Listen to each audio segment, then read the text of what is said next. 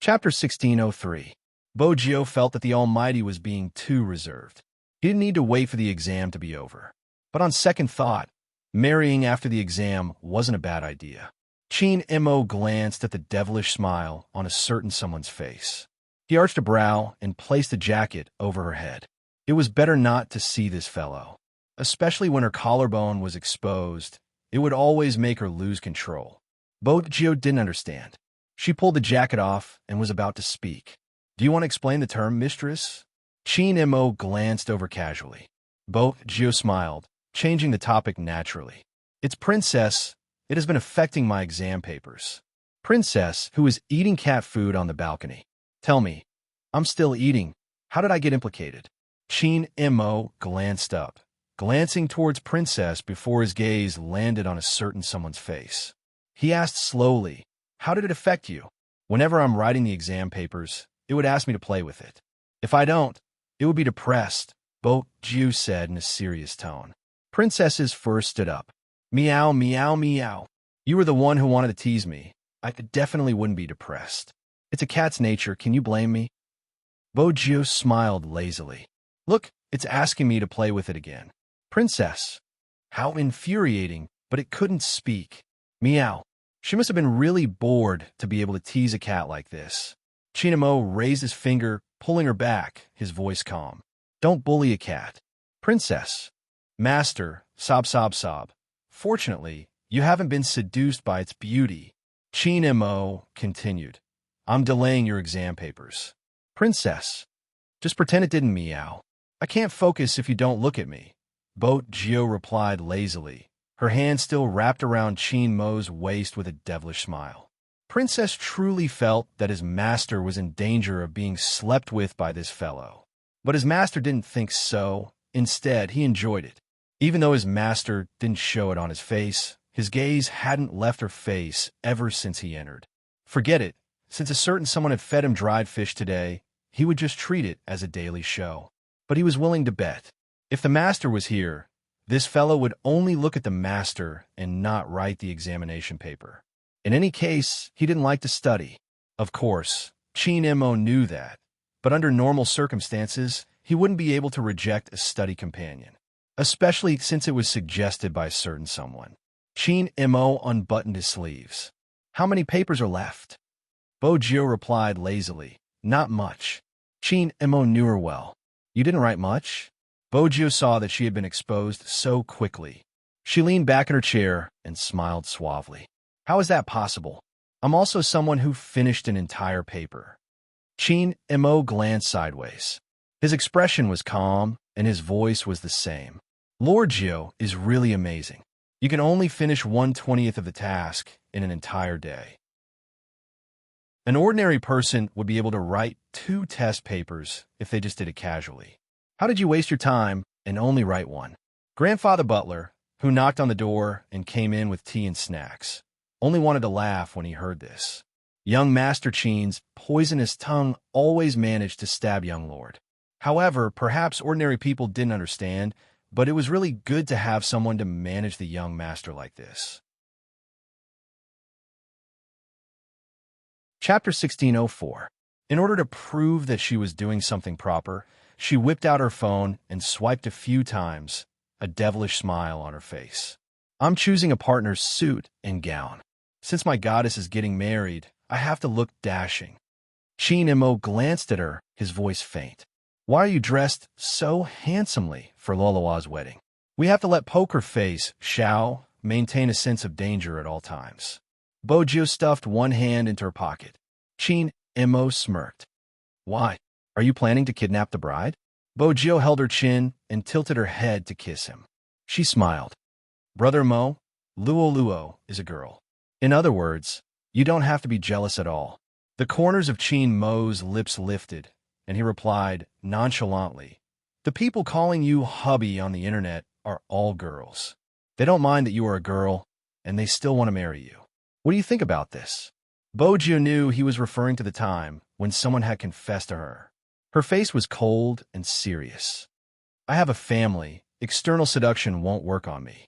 Chin Mo knew that her words couldn't be trusted, but a hint of a smile still flashed across his eyes. Remember what you said. It's the same even if you go to university. You have a family, so you should stay away from your seniors. Bojo wasn't very interested in other people, but for some reason, perhaps because she was about to graduate, she received a lot of love letters. The last time, Chinamo had seen it by accident. Only then did he realize that it was wrong to say that girls were not a threat. A certain someone's face really attracted flowers and butterflies. Not only did he have to guard against the men, but he also had to guard against the girls. He really wanted to hide a certain someone so that no one could see him. Bojo wasn't aware of his thoughts, since the Almighty's expression had always been cold and indifferent. The only thing she was thinking about now was that if her father was still here, she would definitely tell her father that she was going to marry the little Princess Chin that she had been yearning for day and night. She was no longer alone. Downstairs, Grandpa Butler's hand that was flipping through the calendar paused for a moment. Then he looked down at the pocket watch in his palm. The day was almost here. The day the master left. Every year at this time, young master would be different from usual. It was probably because he was too young at that time. But within half a year, he had to face 3 separations. The young master even firmly believed that his master was not harmed and that he would bring his wife back one day. However, everyone knew very well in their hearts. That kind of hope was too slim. If master was still here, he would have appeared long ago. Year after year, sometimes people had to give themselves hope if they wanted to move on. The young lord never said that she was born in the dark, wanton, and evil. She was so elegant that she could always withdraw from the night scene. But every time he pulled away, he felt even more lonely. The old butler knew all of this. Many people felt that his back view was handsome. He was a lone wolf, unrestrained and unrestrained. No one thought that Z. He once had a family that everyone envied. Her father liked to live off a woman and always looked like a teenager. Her mother loved to wear professional attire, elegant and beautiful, and would give her the best food to eat. Young Master had experienced all of these before. A year after Master left, he had seen young Master wake up at night. His little figure was curled up on the sofa in the living room, as if he was waiting for someone. He had been waiting for so many years.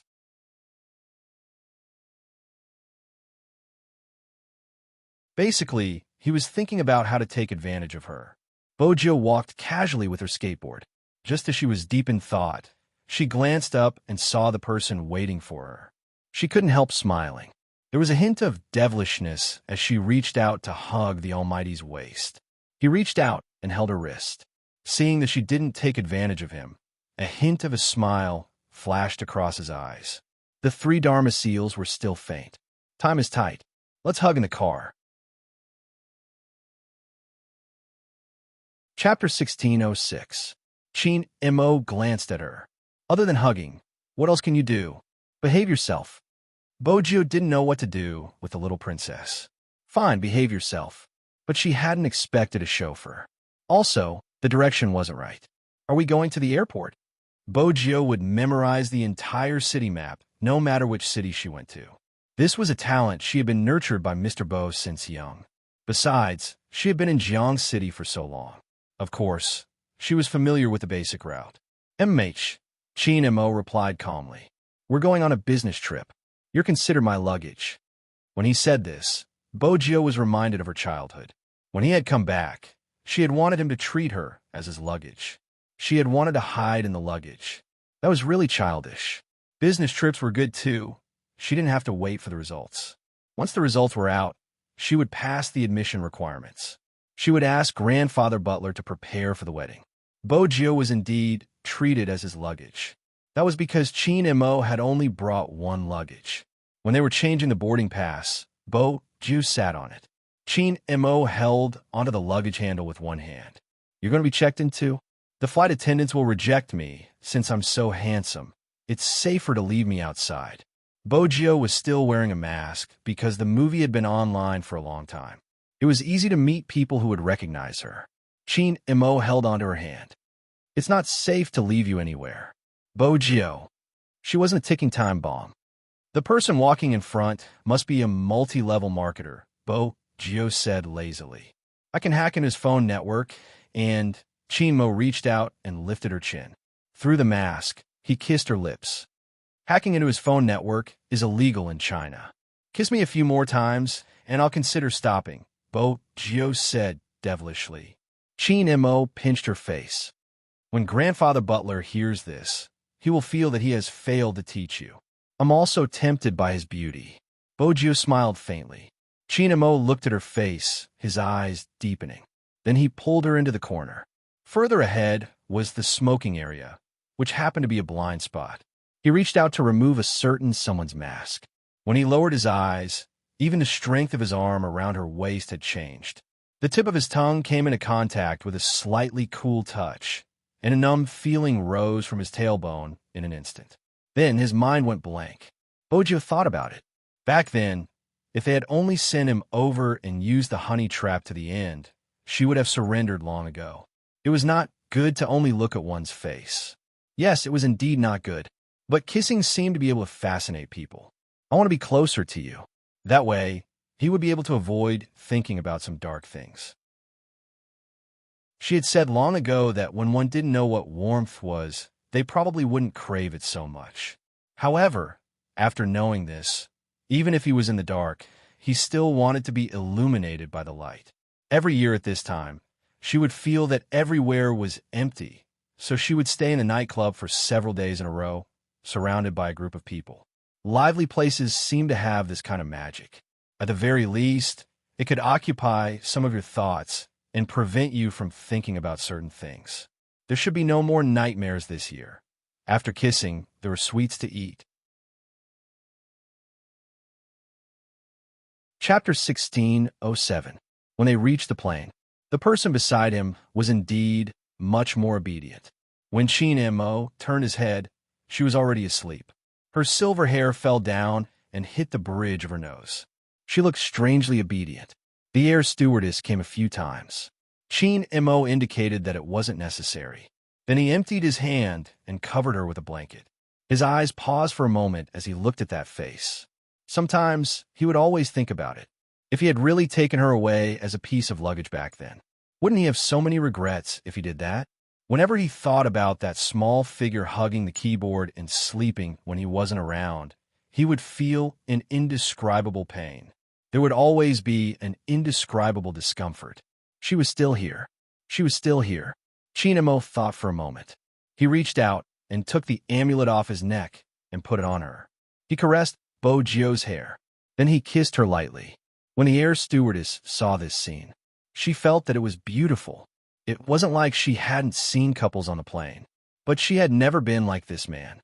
He clearly had a cold and noble temperament, but his eyes never moved away from another person. Even the person who was sleeping moved his thin lips. The corners of his mouth would curl up as if he was smiling. How much did a person like another person? He could look at the other person for up to 8 hours, and he wouldn't feel tired. Even when he saw the other person's actions, he would want to laugh. Moreover, she had never seen someone with such patience. Little Bo Gio, drink some water. He fed her personally. Even if she didn't wake up, he had to ensure that she drank water on the plane. After drinking the water, Bo Gio slept well. The moment she opened her eyes, she felt hungry. Qin Mo peeled a piece of candy for her. We're about to land. Eat after we land. What do you want to eat? Hot pot. Bo Gio leaned on the small table and smiled. Order 5 servings of beef. Be reserved. The air stewardess listened. This was the first time she saw someone eating hot pot overseas. And 5 servings of beef. Reserved? 5 times more reserved? Qin Mo glanced at her. Bo Gio heaved a long sigh. Growing people like us eat a lot. You are probably the worst person who has ever been insulted while growing up, Qin Mo said. His long fingers peeled open the packaging of the lunch bag and touched her lips. Bo Gio tilted her head and said as she ate, exams consume too much energy. We can look for William and get him to treat us. William? Qin Mo chuckled. It seems like you guys are still in contact. Bo Gio paused in the middle of eating. I've already blacklisted him. I didn't even agree to add him. Why did you blacklist me? Qin Mo replied slowly. We are about to hold our wedding. I will invite him and Hoshino to be the groomsmen. William, still flirting with the blonde in the pool. Why does he suddenly feel a chill on the back of his neck? No matter what, After landing, Chin Mo brought Bojio for a hot pot. Chinatown still had a very strong Oriental atmosphere. You should be familiar with the street in front. Chin Mo's voice was calm. Bojio glanced over. We fought there before. Honestly, Brother Mo, did you do a lot of research to catch me? If not, why do you know where I go and have so many tricks up your sleeves? Chapter 1608. Chin Mo glanced at her, his voice calm. What kind of trick are you talking about? Disguising yourself and pointing at the competition video. In a shopping mall, you would boast about how cool you are when you play games with the boss who sells laptops. That kind of trick? That was obviously her dark history. Why would she care about such a dark history? Bojio smiled devilishly. Which genius came up with such a trick? It sounds cool. Chin Mo seemed helpless. He reached out to pinch her face. Little Bojio. Emrich? Bojio watched his face, her heart itching. She wanted to touch him after she was full. The ancients weren't deceiving. The desire for food and beauty was probably what it meant. Do you want to play a game? Chin Mo stuffed a hand into his pocket, his eyes bright. Bojio pulled herself away from the beauty and looked at him. What game? The last time we came, we fought here. I was the one who found you. This time, you will find me. What do you think? Chin Mo lowered his gaze. If you find me, I'll be yours. Bojio arched a brow. I could do whatever I want tonight. In the future, you can do whatever you want. Chin Mo hinted. If your hands are itchy, we can come overseas. After all, you are Z. Bojio understood that he was giving up something for her, but she didn't want to let go. He was hers. Besides, he was the one who agreed. How do we play the game? She was best at games. I will give you hints. Solve the hints before the sky turns dark, and you will be able to find me. Chin Mo looked at her. I might not be able to find you after the sky turns dark. Bojio glanced at the time. Where's the hint? It's in William's hands. Bojio felt that he was trying to trick her again. Chin Mo saw through her thoughts. He picked up his phone and dialed a number. William, who was about to lay down, was startled. He wanted to curse in Chinese. Why did the devil call him at this time? Hello. William tried his best to show his imposing manner. Chin Mo was nonchalant. Are you at the Royal Family Hotel? Oh no. Why did this person, who looked like an Eastern prince, but was actually a demon, know his position so well? You sent someone to follow me again, Chin. Friends don't do that. William argued. You Asians should be very cultured. Chin Mo automatically ignored his words. Jill will find you in 20 minutes. There's something I want to give her in your bag. Give it to her. 9? You mean Gio? William immediately straightened his body and pretended to be a gentleman as he paced back and forth. I have to choose a suit. You know, she's my white moonlight. Chin Mo scoffed. William, do you want the adult me to break your legs again? Hey, it's true, brother. You're being too cruel. I'm treating Gio now. In your Eastern language, my thoughts are very pure. I don't have any bad intentions. I just don't know if Gio will be excited when she sees me.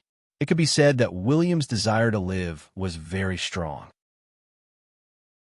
Chin Mo's voice softened. You're thinking too much. Nothing about your looks can excite her. These words stung his heart. Why had Jill liked pretty boys since she was young? How'd he lose? Chapter 1609. Did you hear that? Chin Mo glanced at the person beside him. Bojio arched a brow. Why do you have William's contact details? It's convenient for him to be my best man. Chin Mo replied slowly. Bojio laughed. Brother Mo, you're hurting me. Little William thinks his friendship touched you. Chin Mo pinched her face again. Just take the things and don't play with others. You don't have much time, understand? When did I play with others? Bojio was devilish. I'll definitely solve the game seriously later. Chin Mo looked at her. You go first. I'll leave after you enter the building. This way, she couldn't play any tricks. Bojio felt regretful. I won't follow you secretly. Do you believe what you're saying? Chin Mo stuffed his hands into his pockets. Bojio smiled faintly and turned around. I'll definitely find you. Brother Mo, wash yourself up and wait for me. When Chin Mo heard this, he raised his beautiful eyebrows. Little Tiger Bo was always confused about her position in the world. Young master. The shadow that had been following behind them appeared. The things are prepared. They're at the back of the car. Chin Mo replied indifferently. Enrich. He didn't leave immediately. Instead, he waited until the shadow walked further away until he couldn't see it anymore. Then, he walked in the opposite direction. Parked outside the crowd was a limited edition Lamborghini. On the surface, it looked expensive, but in reality, the most unusual thing about it was that it could speak. Devil, why are you alone? The rearview mirror reflected the surroundings. Where's my master? Chin Mo opened the car door and sat in the driver's seat. His side profile was handsome and elegant. She's playing a game. Aren't we waiting for her? As an intelligent sports car, it is very loyal.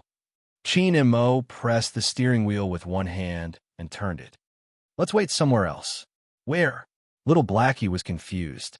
Some of the programs couldn't be answered, but it knew that someone had placed something behind it. The devil was definitely going to do something to its master. At this moment, Bojo walked into the Royal Hotel. Even though she didn't have the room card, it was easy for her to take the receptionist card. After all, no one would have too much resistance to a handsome young man in a black jacket. Bojo raised her hand and pressed the floor button, thinking about the possible clues that might appear. William was still thinking of ways to get rid of his female companion. He couldn't let Gio see this side of him. Gio would definitely misunderstand. Seriously, that devil Chin Mo, why didn't he tell Gio to come? Baby, listen to me, William said to his female companion, who was hugging his arm and refusing to let go. I really can't do it today. Let's do it another day. The female companion didn't want to leave. After all, this was William. How do I know if you'll ask someone else out on another day? William wanted to say something. There was a swoosh. The door swung open. A tall and slender figure walked towards the swimming pool. The youth's hair was grayish-silver, and there was a hint of evil in his handsomeness. The black jacket on that person gave off a dark and mysterious aura.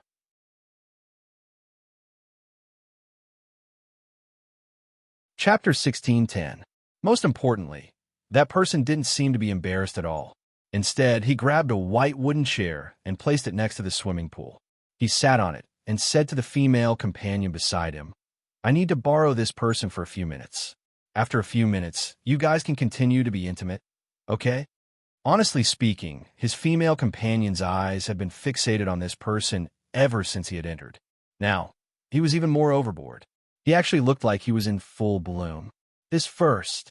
Before William could finish his sentence, Bojo interrupted him. When you were young, I really couldn't tell that you had such a good taste. When you were young, Gio? William's back trembled. Bojo supported her chin lazily. It's me. Tell me, what did Momo put here? Gio, we haven't seen each other for a long time. You don't know that ever since you left, I haven't had any appetite. William basically used all the Chinese idioms he knew. Bojo raised her eyebrows. Brother, look at the time. What time? William was slightly confused. Shouldn't they be reminiscing about the past? In China, etiquette was the most important. Bojo spoke slowly. I have to decipher the clues before the sky turns dark. So, William, be more honest. What did he ask you to do? William blinked. He wanted to reach out for a hug. Gio, I don't think you should be so anxious, William.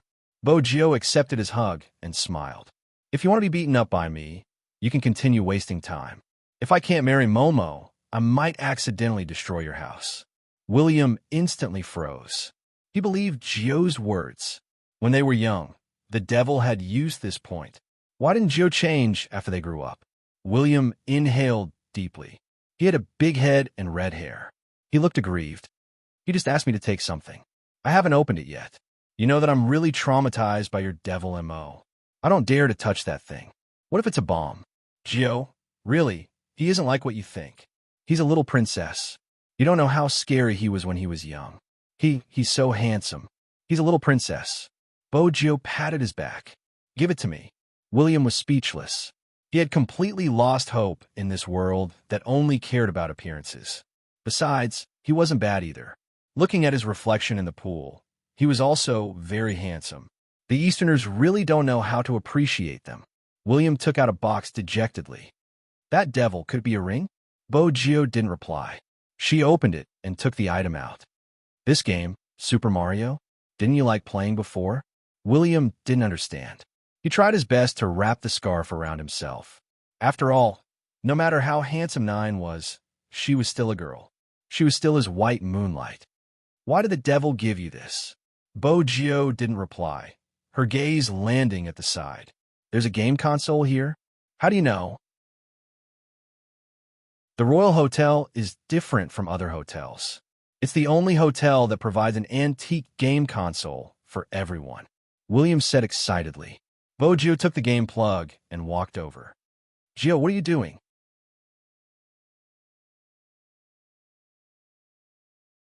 Chapter 16:11. Anyone who had played Super Mario when they were young would know. There were 8 levels in the game, and each level had 4 small levels. But players could find the sky-climbing vines to choose levels.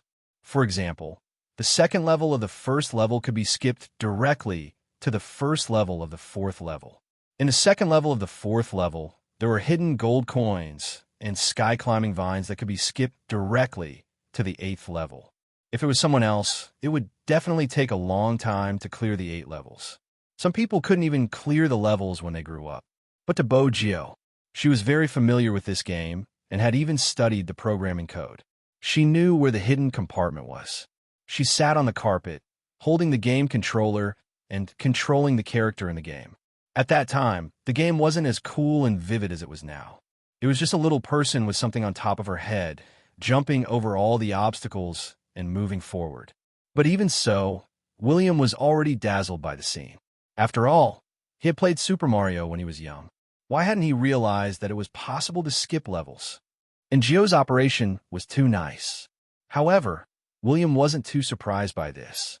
After all, Geo was good at playing games when she was young. Very quickly, Geo reached the 8th level. The scene entered. Suddenly, it was blank. Then, a photo appeared. It was when she was young. She was wearing a tiger costume and seemed to be waiting for water to feed her. Geo didn't have any impression of this picture.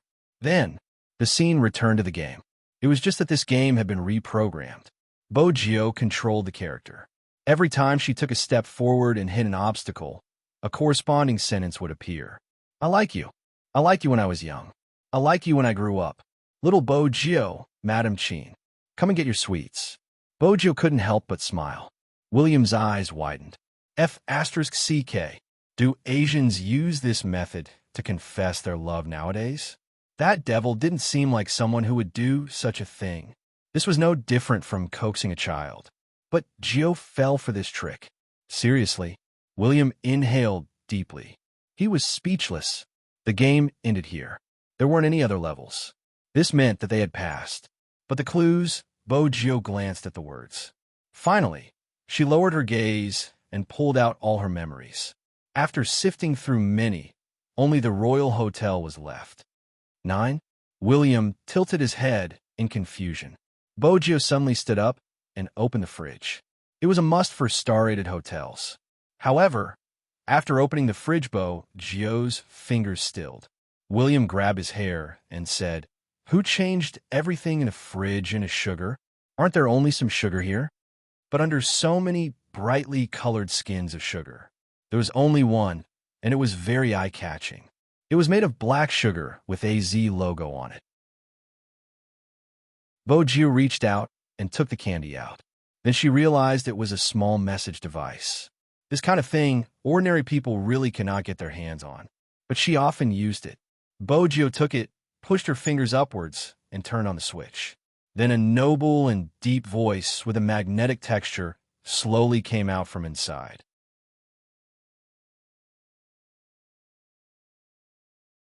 Chapter 16:12. In the cartoon, Ding Dang accompanied Big Xiong for 80 years. Before Big Xiong died, he said to Ding Dang, "After I leave, you can go back to where you belong." Ding Dang agreed. After Big Xiong died, Ding Dang used the time machine to go back 80 years. She said to the young Big Xiong, "Hello, Big Xiong, I'm Ding Dang." The low and deep aura, when transmitted through the recorder, always gave people a very unreal feeling. Geo listened, not missing a word. Just when she thought it was over, the voice paused. Little Bogio, there's a ding-dang waiting for you now. Do you want to take him away and keep him at home? As a bystander, this was the first time William completely felt the charm of the Eastern language. Inexplicably, he was reminded of his childhood. At that time, he was really afraid and couldn't stand the hypocritical Eastern prince. But suddenly, one day, Jill moved away. The villa not far away no longer had lights. William was also very disappointed at that time. But he was just disappointed. Anyone would be unhappy for 2 days when their best friend disappeared. William felt that the Eastern prince was the same. But later, he knew he was wrong. Because one day, he was blocked by the Eastern prince in the corner. William really thought that this guy wanted to expose his devil nature when others weren't around. Unexpectedly, he didn't take action. Instead, he looked at him. After a while, he said, "Where did she go?" William saw that the other party's mood wasn't right. He didn't know where Gio was, but he wanted to teach the arrogant Eastern prince a lesson. He immediately raised his chin. "Why should I tell you? We aren't friends. Do you remember when you hit me? I was wrong." The very small person lowered his voice. "So where is she?" At that time, William felt that it was unbelievable. After all, the Eastern prince was a scheming person. Usually, he would know that he was talking nonsense. But that day, he didn't know why. He actually didn't notice anything. He even said to him, "I was wrong." William was so shocked that his eyeballs were about to fall out. In the end, he could only blush and tell the truth. He didn't know where Gio went. He thought he would really get beaten up, but that person didn't do anything. But after that, William would occasionally see a small shadow standing in front of the Bow family's door. Everyone said that Mr. Ann's grandson was gentlemanly and polite, a living successor of an aristocratic family. But when he stood in front of the Bow family's house, William could only think of a very poor vocabulary, cold and lonely. It was as if he had been abandoned by the whole world. Many people seemed to have forgotten about Gio. The figure would still be standing there. So much so that even William could not forget his childhood friend, because she had been waiting for someone. Later, the An family moved their business center back to China. Even so, every year, William would receive a call from that person. She had beaten him in elementary school, and in middle school, the only thing she had asked him was whether he had seen the Bow family come back. After that, he didn't call for 3 years. William thought that he had given up. Later, he learned from Old Master and that he had lost his memory. Chin Mo was truly a devil. He had never changed since he was young. However, there was one thing that had not changed.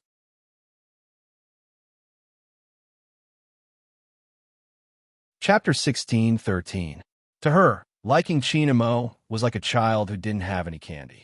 At first, she just wanted a piece of candy so that she could continue to taste sweetness in her life. She wanted to know what it felt like to like. She wasn't greedy. From that day onwards, when she hugged her little keyboard to sleep, she had learned not to be greedy. In the past, she had been too greedy. But now she had nothing. But he had given her a bag of candy. It seemed as though it would exist as long as she stretched her hand out. She wouldn't have to worry about it disappearing one day. Bo Ju lowered her lids, her silver hair covering her eyes. William couldn't see her expression. Was it too difficult for Ju to solve?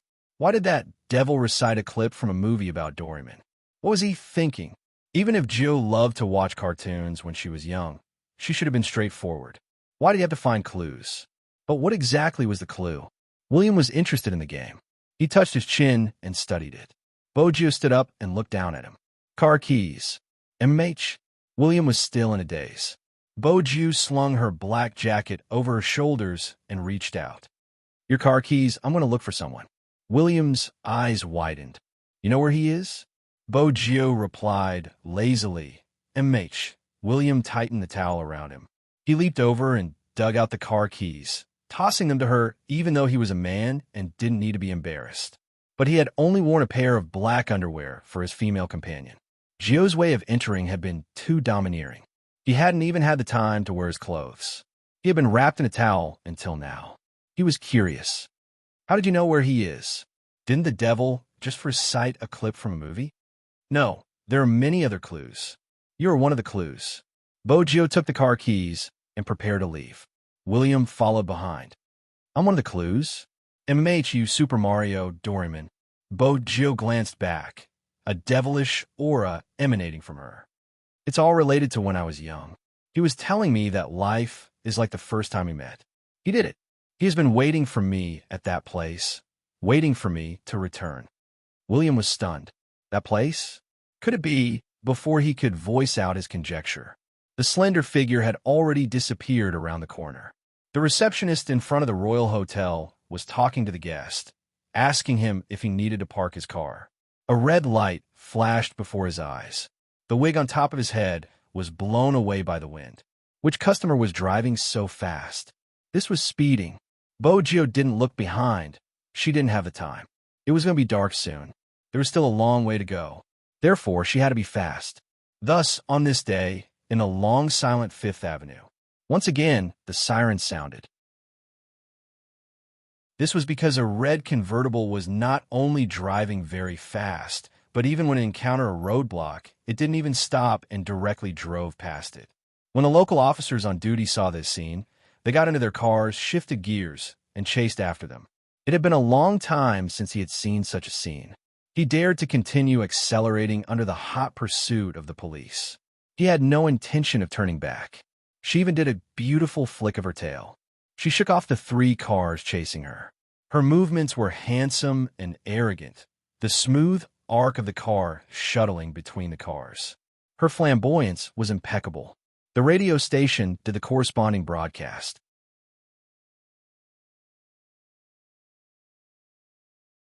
Chapter 16:14. Who is he? A young man who wasn't sure asked. Then she heard someone say, "Z, it must be him. He's too cool." Z. The young man widened his eyes. It's really Z? The legendary Z. Other than him, there's no one else who can drive like that, and the police can't do anything to him at this time. It wasn't hard to hear the excitement in his voice. It seemed like the MC was a fan of Z too. It wasn't just the MC. When the name Z was mentioned, Moi Chin's eyes lit up. Even the people watching the screen had all sorts of reactions. Z was actually back. Did that mean that the Matrix was going to rise again? No one noticed. Just as this video was being broadcasted, not far away, a man in a suit, who gave off a lazy and elegant aura, held a cigarette between his fingers as his lips curled up into a smile. "Uncle, why are you smiling?" "Nothing." That person retracted his gaze.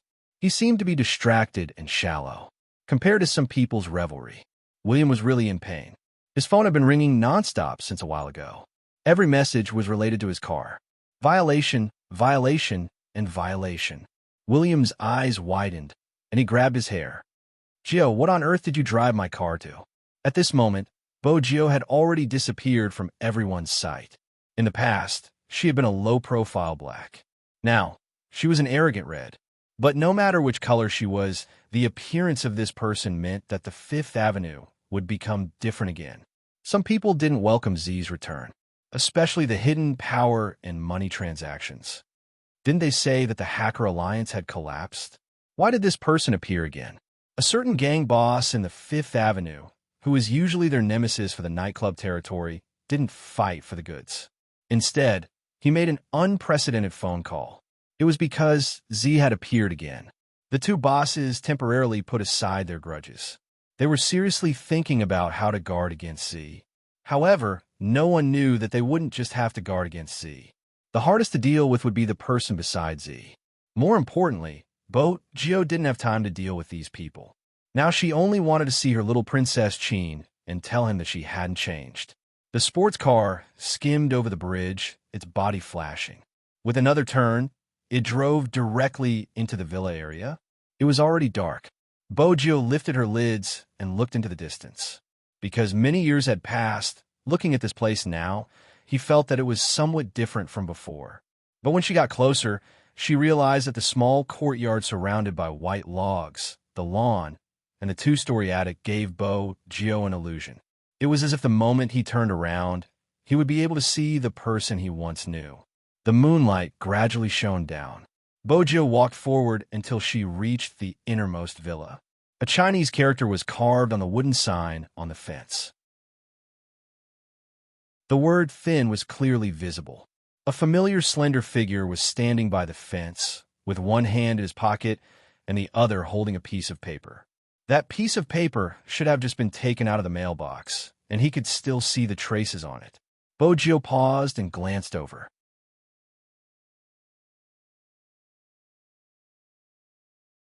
Chapter 16:15. Bogio suddenly smiled. Her silver hair swayed with the wind. She looked lazy and unruly.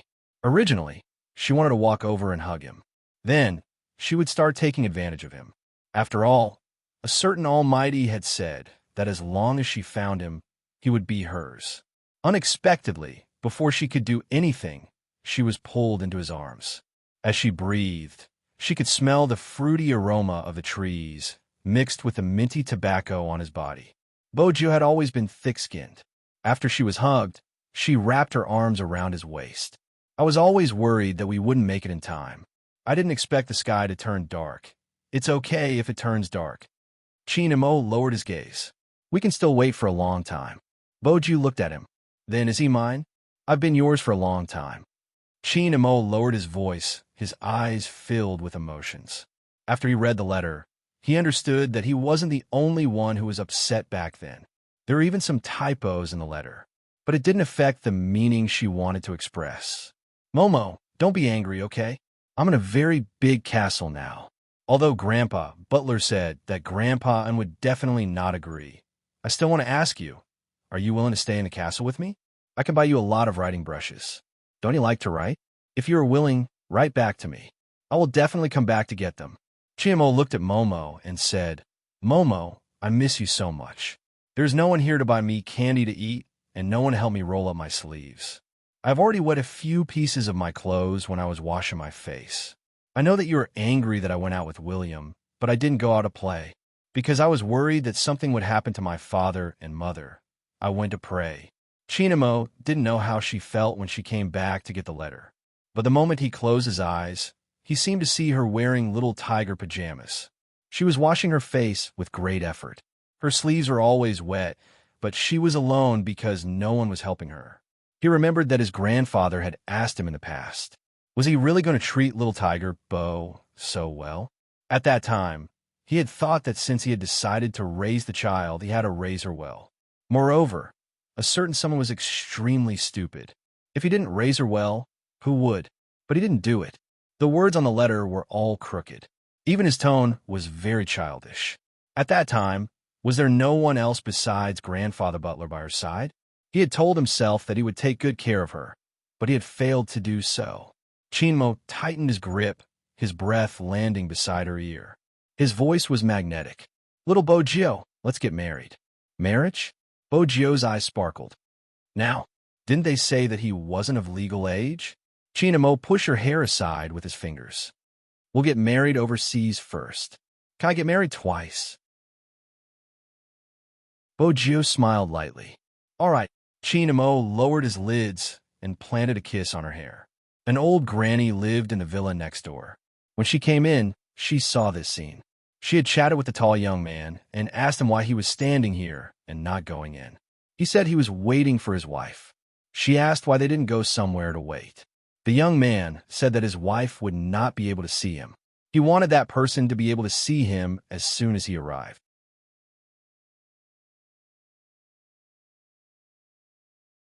Chapter 16:16. Old Master and rarely came to the family side anymore, but he left the butler. It wasn't hard to tell who gave the order, because even the Bow family's house was cleaned and tidy every day. It was still the same, as though no one had left. After Chin-mo lost his memory, he had never returned. The butler who stayed had changed from a young man to a gentleman. When he saw Chin-mo, the surprise in his eyes was obvious. Chin-mo had asked him if anyone from the Bow family had returned. He had shook his head every time. But recently, for some reason, the surveillance footage hadn't been good. But the butler didn't think it was a big problem. The things inside hadn't been missing, so he hadn't mentioned it to Chinamo. Dinner was prepared by a Chinese chef that she had brought over. It was still Chinese food. It wasn't because of anything else, but because a certain someone liked to eat it. Hence, before he came, Chinamo had asked the family chef to fly over in advance. Old Master was happy. Before the chef left, he instructed several times to make more delicious food for little Gio.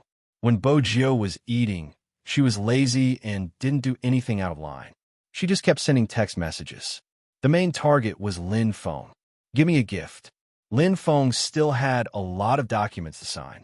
The moment he tugged his collar, he saw the message and was slightly confused. What gift?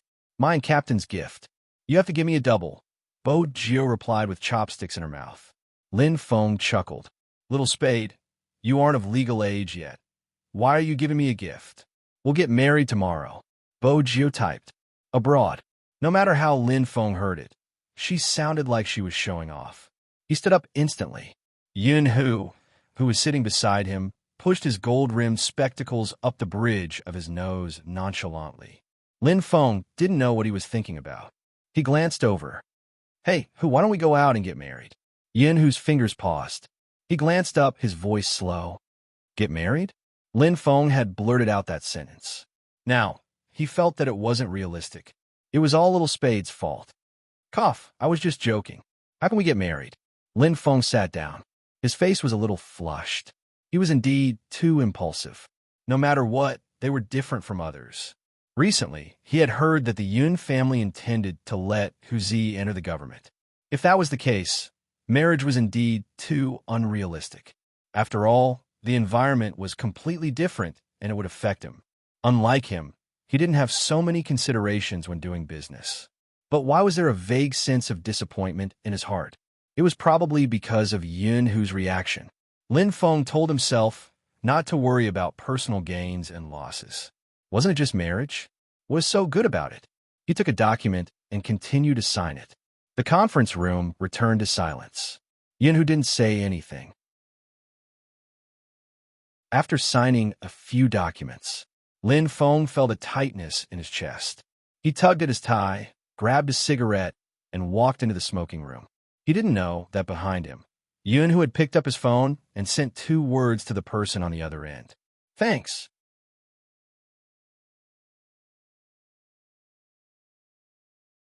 Chapter 16-17. Our flight is the day after tomorrow. Bo Gio arched a brow. Senior Lin doesn't know? I think so. Yun Hu glanced at the closed smoking room. He didn't respond at all when I asked for his information. Bo Gio thought to herself. He was still suffering. He didn't even know that his flight ticket had been booked. She smiled and returned to the previous chat, her eyes filled with mischief. Senior Lin, how's your counterattack plan? Very quickly, a reply came. What's the rush? One day, I'll sleep with Yun Hu until he's satisfied. Is that so? Bo Gio replied slowly, not believing him at all. I wish you success. I have a plan these 2 days. Lin Feng took a puff of his cigarette. He can forget about escaping. Regardless of whether they got married or not, this person could only be his. He would sleep with him the next day. Bo Gio reminded him. Don't be suppressed. Are you joking? Who do you think I am? His blind confidence made Bo Gio's gaze even more playful. She felt as though she was about to witness a good show. But before she could encourage Senior Lin, his phone was taken away. He glanced at her faintly. Madam Qin, it's dinner time now. I don't think I need to remind you to use your phone. With that, he picked up a piece of chicken and sent it to her lips. Bo Gio opened her mouth and ate it, smiling faintly. Brother Mo, since we were getting married, can we do that thing? What thing? Qin Mo asked slowly. His long and fair fingers finished peeling the prawn, dipping it into the seasoning before feeding it naturally. As Bo Gio ate, she leaned over. Her handsome face, the cleanness of a youngster, was mixed with a devilish air. Our wedding night. Bang! The butler, who was wearing white gloves, walked over with a bottle of red wine. He was about to refill their glasses when he heard Bo Gio's words, knocking his head against the wall. As a butler who had lived in the family for so many years, his current level of Chinese was enough to understand the meaning of our wedding night. But didn't the Asians say that they were reserved? Why does Miss Gio seem to be the same as when she was young? She doesn't know how to be reserved at all. After all, young master was often pounced on by Miss Gio at that time. But the young master now... The butler turned his head to observe his young master's reaction.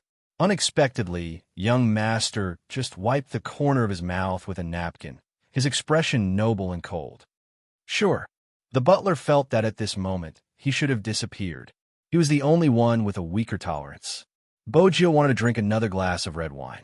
Unexpectedly, Chinemo held her wrist and stood up. He lowered his eyes to look at her. Aren't we going to consummate our marriage?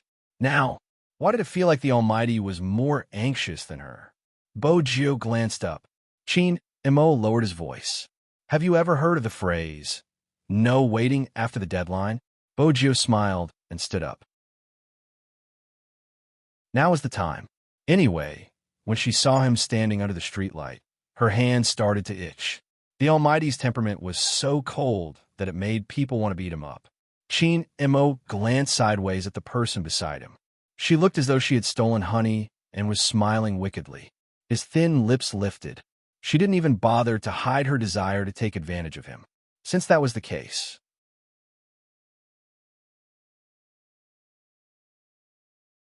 Chapter 16:18. Bojo didn't know what Chinemo was thinking. She only heard him ask, "Shall we bathe together?" The devilish smile on his face deepened. With a unique laziness, he replied, "Sure." After all, the Almighty in the bathroom was a feast for the eyes. The In family's villa overseas had a huge bathtub and floor-to-ceiling windows on the other side. She could see the lights below. The bathtub was filled with fresh roses and white foam. Beside the bathtub was a bottle of red wine that had been chilled. "Do you still want a drink?" Chinemo tilted his head. Bojio smiled faintly. She placed one hand on the side of the bathtub. "No, it's a waste of time." Chinemo glanced at her, but didn't move. With a swoosh, she pushed him into the bathtub. After his suit was soaked, he looked more handsome and abstinent than ever before. Even though he looked cold, there was a hint of sexiness that made people want to lay their hands on him. Such sexiness, coupled with Chinmo's face, was indeed enough to make one's heart itch. Bojio smiled faintly. She lowered her lids and kissed the water droplets on his face. Chinmo arched a brow. He could feel her hands landing on the button of his shirt. He didn't stop her. Instead, he looked at her, his dark eyes a little heavy. Bojio noticed this. Her lips curved upwards as she kissed his neck. Then she moved upwards and kissed his ear. Chinmo's fingers moved. His back straightened and his gaze deepened. Bojio felt that the Almighty, who was at her mercy, was too tempting. It was true that beauty could fool people. It was also true that a beauty coming out of the bath was especially tempting. Especially now. His suit was wet and his black hair fell down. He didn't look down at all. Instead, he made her want to bite his neck. Bojio did it. Kisses were always pleasing, especially when he cooperated. To Bojio, sitting on someone's body and kissing him here there was probably the best way to take advantage of him. It was a delightful feeling. But to Chinemo, this was far from enough. How could it be? He wanted to hug her fiercely. He wanted her to only have him in her eyes. This thought had never stopped. So, how could a mere kiss satisfy him? The electric curtains on the floor-to-ceiling windows had been pressed by someone. Bojio focused on the delicacy in her mouth. From a light kiss to a deep one, the tip of her tongue still carried the faint scent of red wine. He gently sucked, and the familiar numbness from her tailbone made her body tremble. He didn't know when, but he had become the leader. He reached out his hand, held the back of her head, and began to crazily attack the city. The water in the tub seemed hotter. Bojio's thoughts were burnt to a crisp. In the mirror, he saw their reflections. Both his suit and Bojio's t-shirt were drenched. Black hair and silver hair mixed together, when his hands were on her waist. Bojio's mind was filled with snowflakes as his hand reached inside. Bojio felt numb. Her eyes glazed over.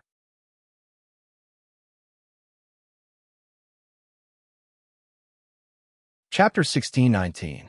Faintly, the sounds around her gradually disappeared. At the start, she could still hear the wind outside, but after that, she couldn't hear anything except each other's beating hearts. Unknowingly, the t-shirt on her body had been soaked in the water. It floated on the surface of the water like a blooming, enchanting flower, looking extremely beautiful. His hand pressed against hers, as if he was intentionally guiding her to place her fingertips on his trousers. Even the breath beside her ear was hot. Their positions didn't change. She was still on top. But this made Bo-gyo more passive. The water in the bathtub swayed and ripples formed. When his breath seeped in, Bo-gyo felt her entire body go numb. Her eyes were covered with a layer of mist. She bit down on her thin lips, and even the corners of her eyes were slightly red. The water droplets from the ripples landed on her porcelain white collarbone. This made Chin Mo's body tense to the extreme. Even his eyes were dyed red. Chin Mo wanted to take it slow, but in the end, he couldn't help it. He held onto her waist and used a lot of strength. Bo-gyo trembled. The numbness was like a storm, sweeping her entire body along with the water. It was hot everywhere. She wanted to move, but she couldn't use any strength in her arms and legs. It was so urgent and close. It made her whole body go numb. Bo-gyo wanted to grab onto something, but his fingers interlocked and held it in his hands. Hugging the person she liked would probably cause her to sink. Little Bo-gyo. His voice was deep as he called her name continuously. His strength increased, causing Bo-gyo to sink deeper and deeper. She couldn't resist at all. Instead, the numbness made her want to get closer and tighter to him. She could see the sweat on his forehead and the tense side of his face. Once his abstinence was broken, it was a charming handsomeness. She liked this kind of beauty because only she could see him like this. It was a taboo bewitchment. It was as though she had dyed the high and mighty god with a tinge of darkness. The temperature of the entire bathroom was rising. The fog was rising everywhere. The water in the bathtub surged out again and again, spilling out of the bathtub. The rose petals stuck to her body, accentuating the Z tattoo on her waist, making it look devilishly beautiful. Bo-gyo could only follow his movements. Falling into a trance, finally, he stopped. Bo-gyo's hands were weak, and she wanted to push him away. He whispered into her ear, "You're not the one who wants to be on top." Huh? Not this way. Bo-gyo's breathing was in a mess. Chin Mo kissed her neck. "Which method is it?" "I'll lead." Bo-gyo's eyes lit up. Chin Mo took the opportunity when she was in a daze to press down on her waist. "You're too weak. It's not fun, but your current state makes me want to destroy you." Bo-gyo bit down on her lips, as if that was the only way she could stop herself from making a sound. Bo-gyo frowned, biting her lips even harder. He waved his finger over, and his voice was low and coaxing. "Call me by my name, and I'll let you go."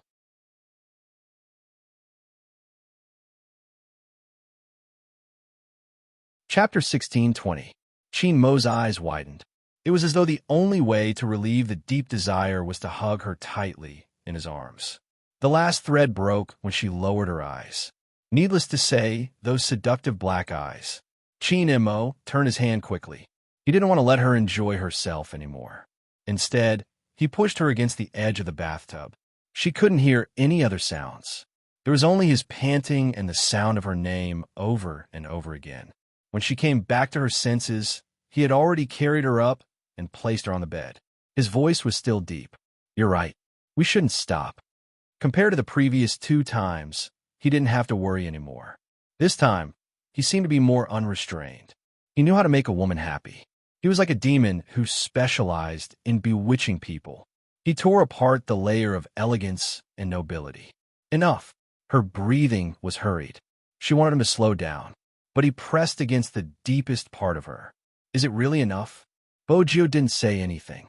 After a heavy tremble, her fingertips gripped the pure white bed sheets beneath her. Her snow-white skin had a faint blush. No one came to disturb her. Hence, she didn't have to care about anything else. The sound from the European-style bed echoed in the entire bedroom. It didn't seem like it was going to stop. Bo-gyo really underestimated the man's explosive power after enduring for a period of time. She couldn't resist at all. And after enduring for so long, Chin Mo definitely wouldn't let go of the person in his arms. These few days, all the images he could imagine were put into action. It wasn't as simple as holding her in his arms and bullying her. He didn't use any protective measures. In the past, he was worried that he would hurt her. He didn't just use protective measures. He would even take a cold shower after he was done with her. But this time, he didn't do anything. He didn't control himself. Instead, when she was in a daze again, he lowered his voice and said in her ear, "Give birth to a child that belongs to us, Mrs. Chin." Because of this sentence, Bo Jio's eyes focused again. There was an unprecedented light in her eyes. Okay, she probably decided to have a child. Hence that night, Chin Mo didn't let go of Bo Jio. He didn't stop until she couldn't take it anymore. He carried her horizontally and entered the bathroom. Very gently. Just like before when he lost his memory, he squatted beside the bathtub and cleaned the traces on her body.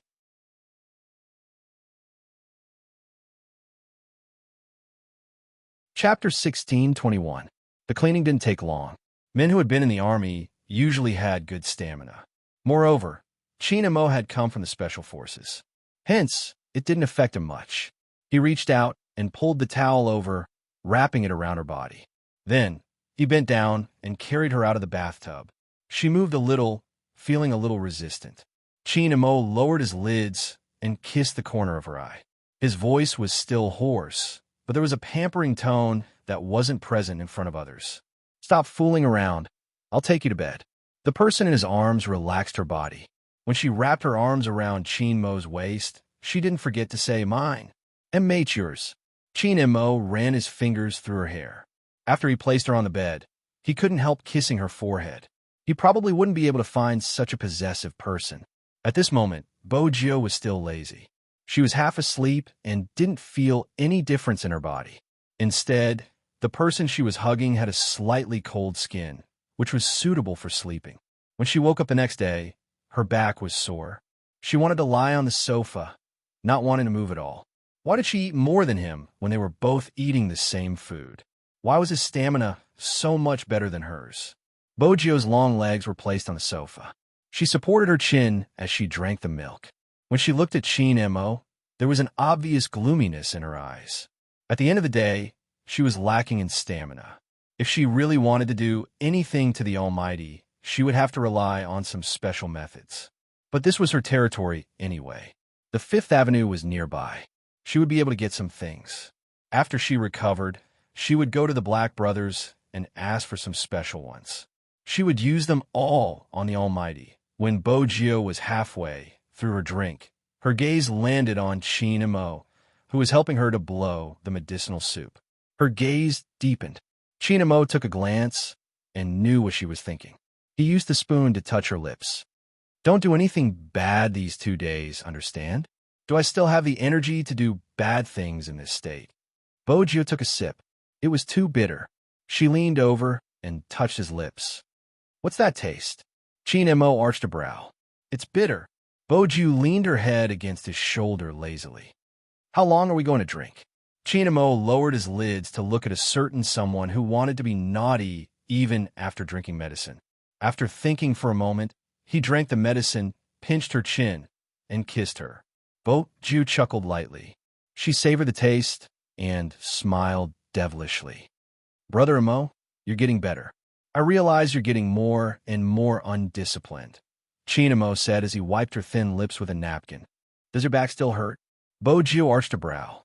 "It hurts. That would probably make the Almighty feel guilty." "Oh." Chin Mo stood up, adjusting his sleeves.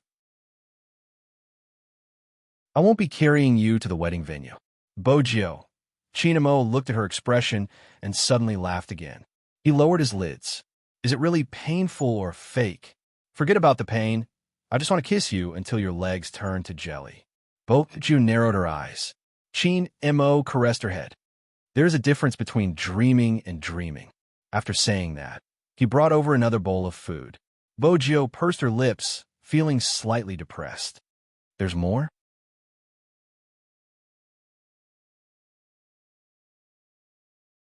Chapter 16:22. Give birth? That was when Bo Jio remembered what she had promised him last night. She personally liked the little bean the most. It was just that she had never thought that one day she would have a child. Now that the Almighty had mentioned it, her eyes lit up. Drinking this is good for giving birth. Bo Jio didn't like red dates, but she was very cooperative now. Chin Mo looked at her and arched a brow. "You seem very happy." "Of course." Bo Jio didn't hide it at all. She kissed the side of his face. "I like babies. Brother Mo, you have to work hard. Chin Mo smirked. How hard? Are you sure? Bojio's waist hurt from his smirk. She nestled in his arms and drank the red date tea in one gulp. It was wisest not to speak now. Chin Mo lowered his head and glanced at the person in his arms. He could faintly hear her voice. You can't drink that wine. It's not good for the baby. She sounded as though she was already pregnant, but it seemed like she really liked it. Otherwise, it wouldn't be possible for her to be smiling. She was reading a lot of things, and every single one of them was related to children. She even became nonchalant when he asked her questions. Chin Mo's eyes deepened. He took her phone and placed it at the side.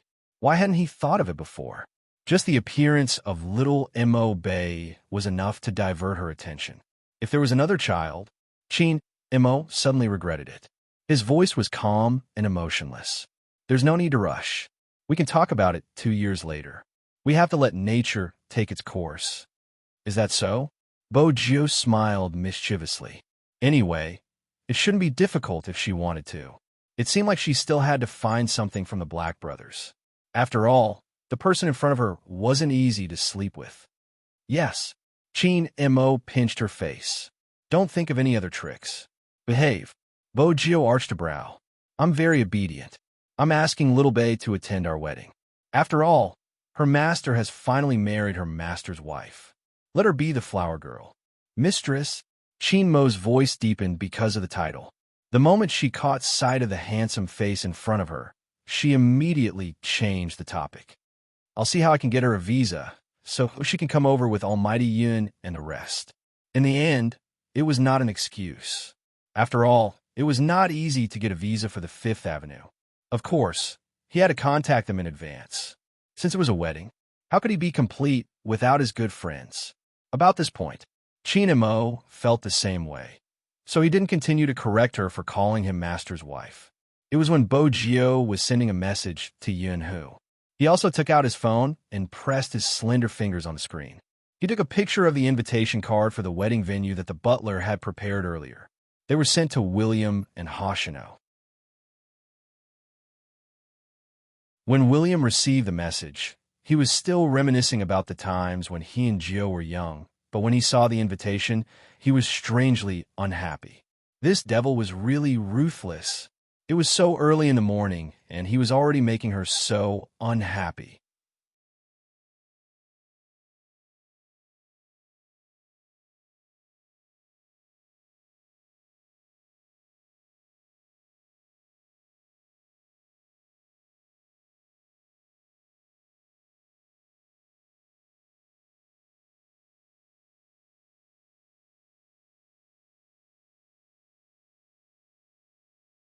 Chapter 16:24. On the other side, the night before in Jiang City, Lin Feng was a little depressed. He couldn't put his finger on it. Anyway, it was a social occasion. He just drank some wine casually. When he was dressed in a suit, he would always look especially handsome after drinking, with a lazy sexiness. At the table, the other CEOs asked, Brother Lin, you're really young and influential. Lin Feng wasn't very drunk. He replied humbly, No, it's the people in the company. Brother Lin, how's your love life? Do you need me to introduce a girlfriend to you? The moment he finished his sentence, someone touched his shoulder.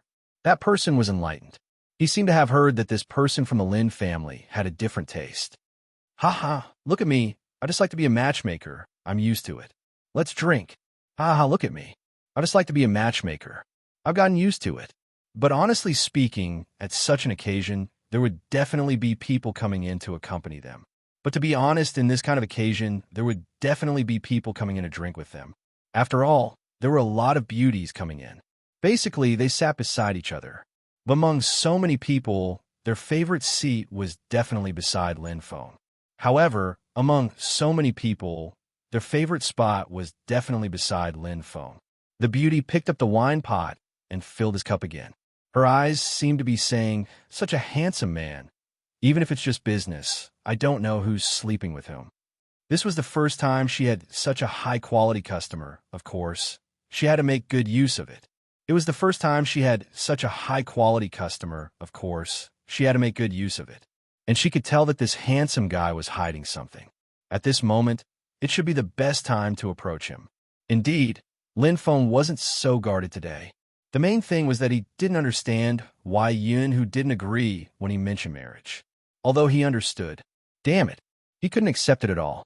Lin Feng lowered his lids and finished another glass of wine. He reached out and pulled his collar, his fringe falling down as he lit his cigarette. It was really mesmerizing. The girl leaned closer to him, but for some reason, Lin Feng took a step back. He seemed to be sober as he muttered to himself. He doesn't like people touching me. The girl thought that Lin Feng was talking about his girlfriend. She didn't think it was a big deal. If he didn't let her accompany him today, she would have to accompany someone else. Hence, the girl hoped that Lin Feng could drink more. As it turned out, Lin Feng had indeed drunk a little too much. He was even a little shaky. When the dinner was almost over, the girl wanted to help him up. Swoosh! The door was pulled open. Everyone's body froze. After seeing the figure outside clearly, they all stood up. After all, the Yin family had brought Yunhu out for activities. Therefore, these people still recognized the young master of the Yun family. It was just that he didn't seem to be easy to get in touch with. After all, it was normal for people who stood in that position. Now that they saw him here, they were stunned for a moment. Then they hurriedly stood up. But before they could greet each other,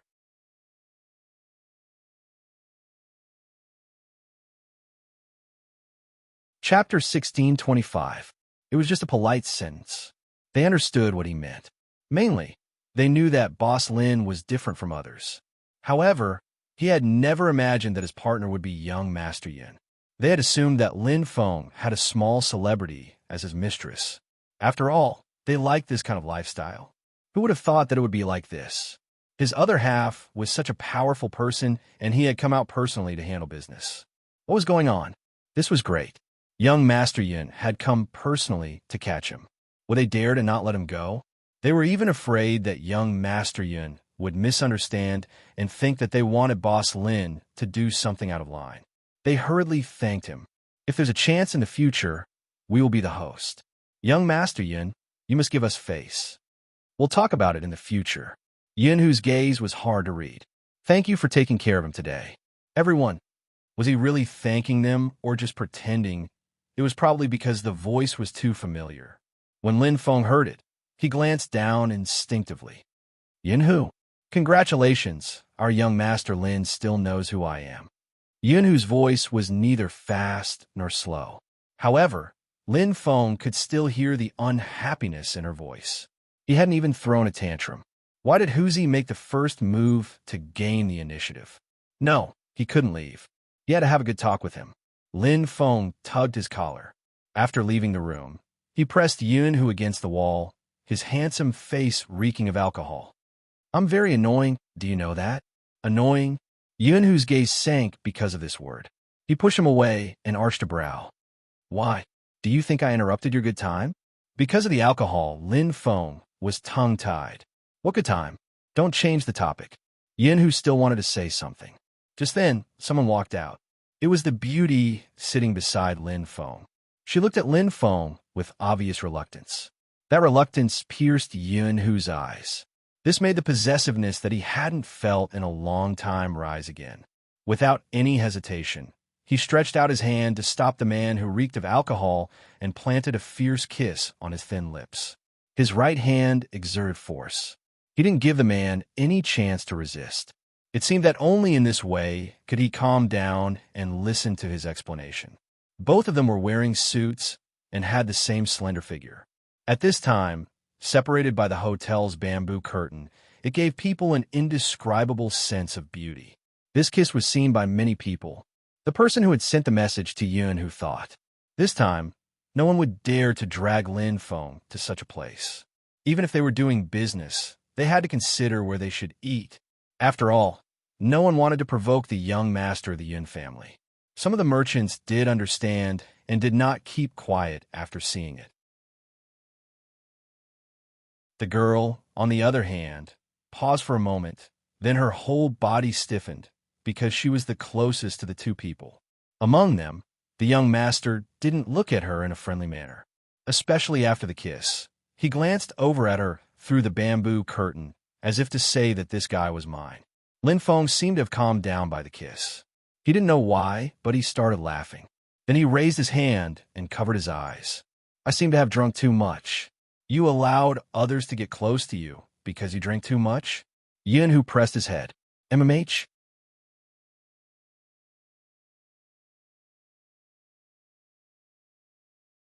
Chapter 16:26.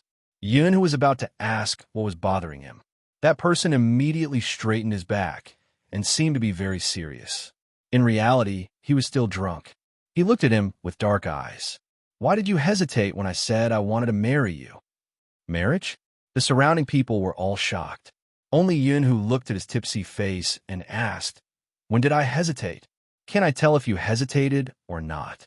Lin Feng leaned there and lit a cigarette, probably to sober himself up. It's really annoying. Yin, who looked at him and took the cigarette from his fingers. His gaze landed. So you are annoyed because you think I hesitated? What do you mean I think at that time? Don't think that he forgot his attitude just because he was drunk. Unfortunately, Lin Feng didn't finish his sentence. Yun, who interrupted him, his voice unhurried.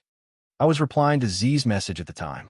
Also, I had already bought a plane ticket overseas for you to get married overseas.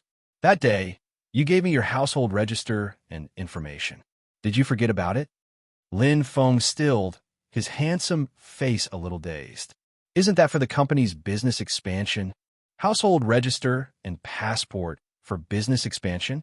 Yin Hu arched a brow. Lin Feng grabbed his hair. King embarrassing. There was no one nearby, right? How could there be no one? Basically, everyone in the business circle was here. But because this was young Master Yun's melon, no one dared to interfere. However, the topic of marriage really shocked them. Those two weren't just playing around. Were they getting married? With Boss Lin's conditions, if the other party was a businessman and said he was serious, they might believe him. But he was young Master Yun. Ever since the Lin family declined. Even if young Master Yun wanted to play around with Boss Lin, he wouldn't have to worry. After all, the Yun family was in power now. But marriage, everyone's eyes were filled with astonishment. Lin Feng sensed their gazes and sobered up. Basically, he understood what a pain in the ass he had gotten himself into. Even he didn't know why, but whenever Yun, who was involved, he would be especially concerned. Or rather, he felt insecure.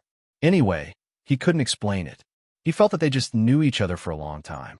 The more Lin Feng socialized, the more he thought about it. He knew very well what men's meals were like every day. In the future, when that person's status reached a certain level, there would be many people who would think of ways to send people to him. Even if it wasn't a girl, she could still give it to a boy. The rules after adulthood were basically the same. Once or twice, he might not be tempted.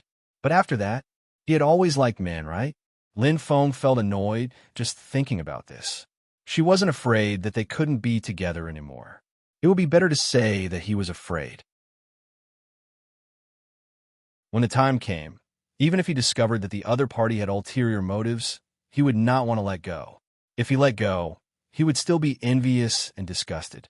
But if they were just brothers, there wouldn't be any of this.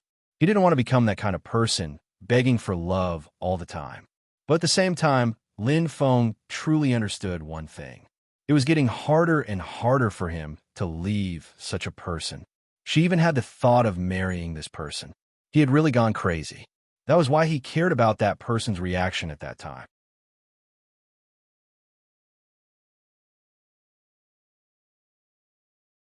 Chapter 16:27.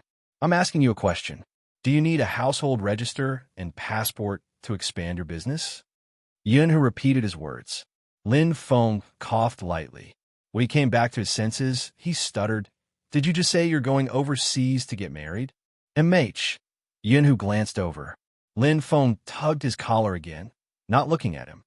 Are we really getting married? Are you shy, almighty Lin Feng? In the past, whenever Yun Hu teased Lin Feng, he would use the word almighty when they were playing games. Lin Feng glanced up. Well, have I ever been shy? I was just surprised.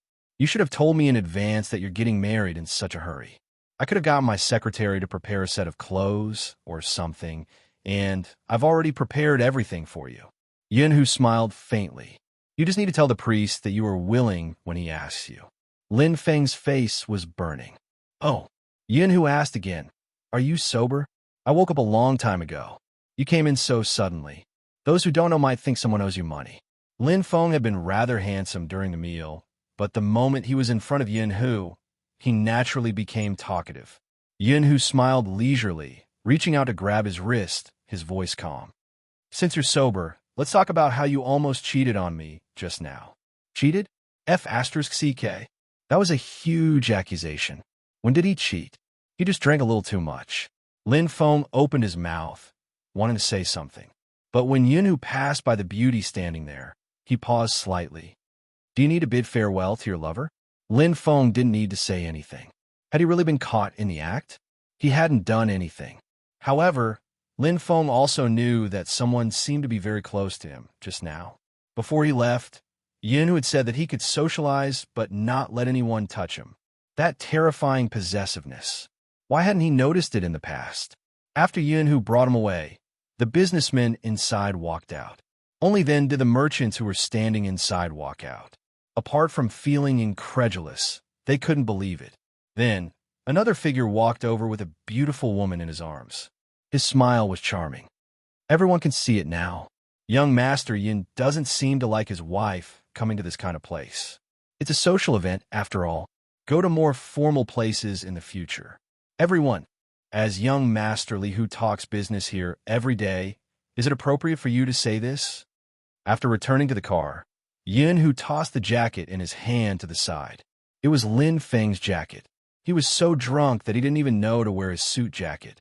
That was what Yin Hu was most concerned about. Of course, he was also touched by someone else. Yin Hu was afraid of one thing. Because this person had always liked girls. It wasn't easy for him to accept him to start in this way. If there really was a girl who deliberately seduced him and lured him away, after he tried it, he still felt that girls were better. What should he do? Therefore, he really didn't want him to come to such a place.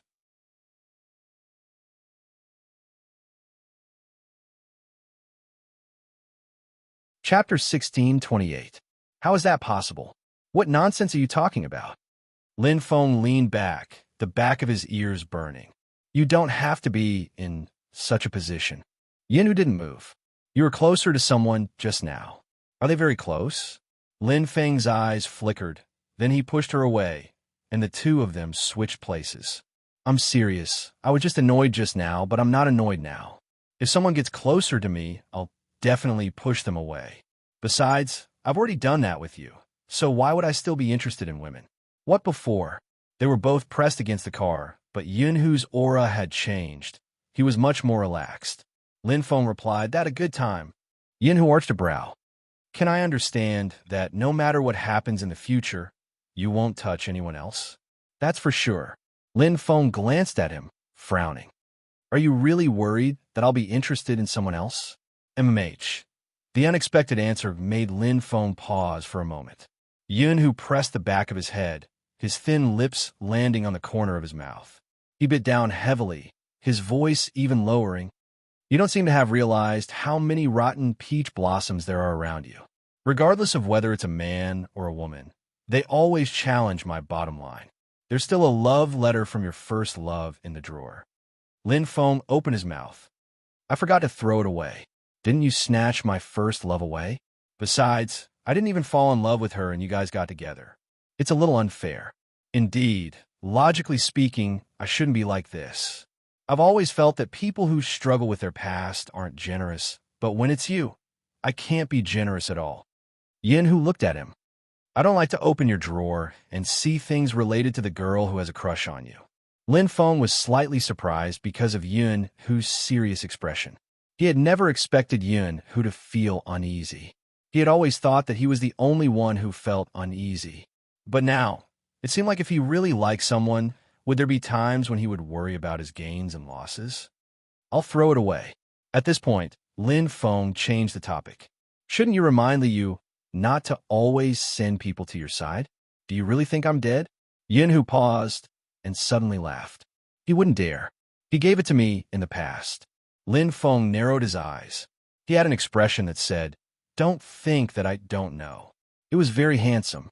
Yin Hu replied slowly, That was a long time ago. When you didn't agree to it, he gave it to me once, and I smashed his shop. Lin Feng. Indeed, he had nothing to say.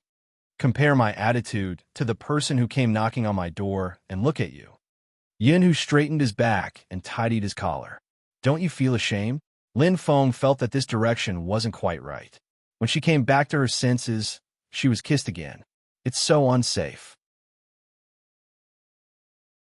Hurry up and follow me overseas to get a stamp. This was Yun Hu's last sentence as his breath faded. Overseas, Fifth Avenue. William, an international friend, had always thought that being the best man was challenging enough. He didn't expect that Devil Chin Mo to let him run the field. Did he look like a worker? He was the son of a world-class director.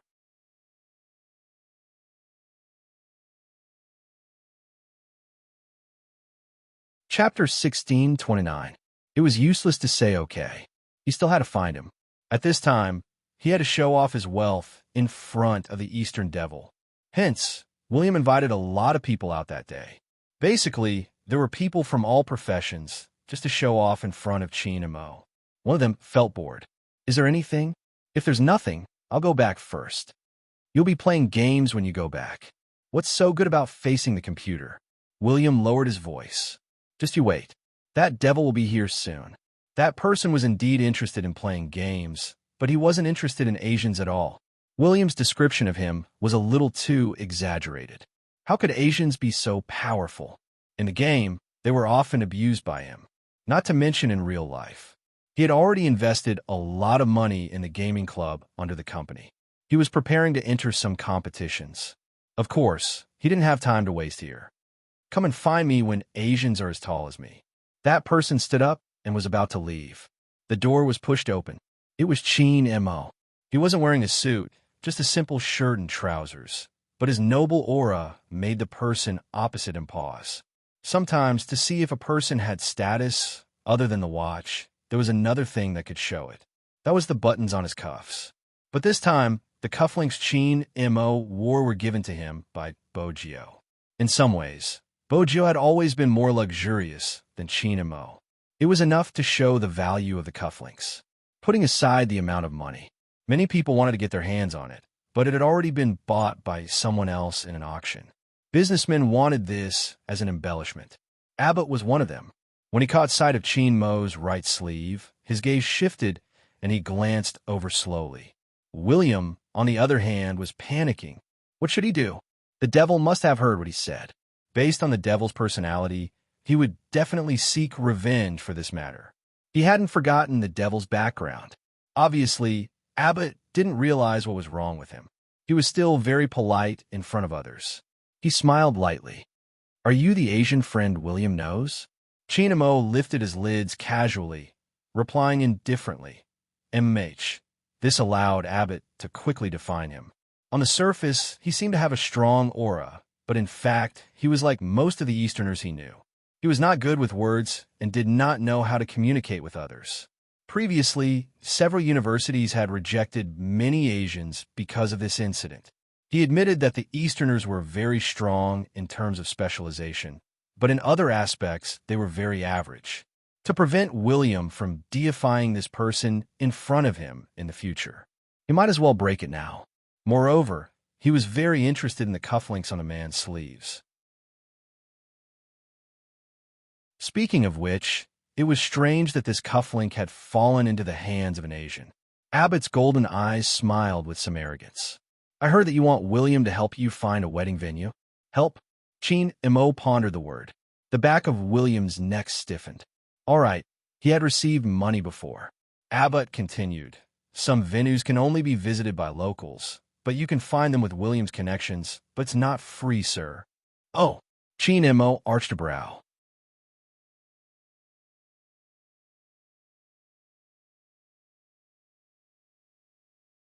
Chapter 1630. William wanted to ask if he could keep his mouth shut. Chin Mo had already opened his mouth. What's the compromise? It's not good to ask for payment directly. I've been playing games recently. I heard from William that you've played games before. Let's have a competition. If you win, we'll help you with the venue and other things. After saying that, Abbott smiled. If you lose, I'll take this cufflink on your sleeve as the reward. How about it? Chin Mo glanced at his cufflink, still noble. Although I've already paid you, I don't like it when others have designs on my things. What game? Hero, how about it? Abbott hadn't expected him to have already paid him, but since the other party had agreed, it would be good to proceed according to the script he had written. Chin Mo raised his brows slowly. Hero? That's right, Hero. You should know how to play it.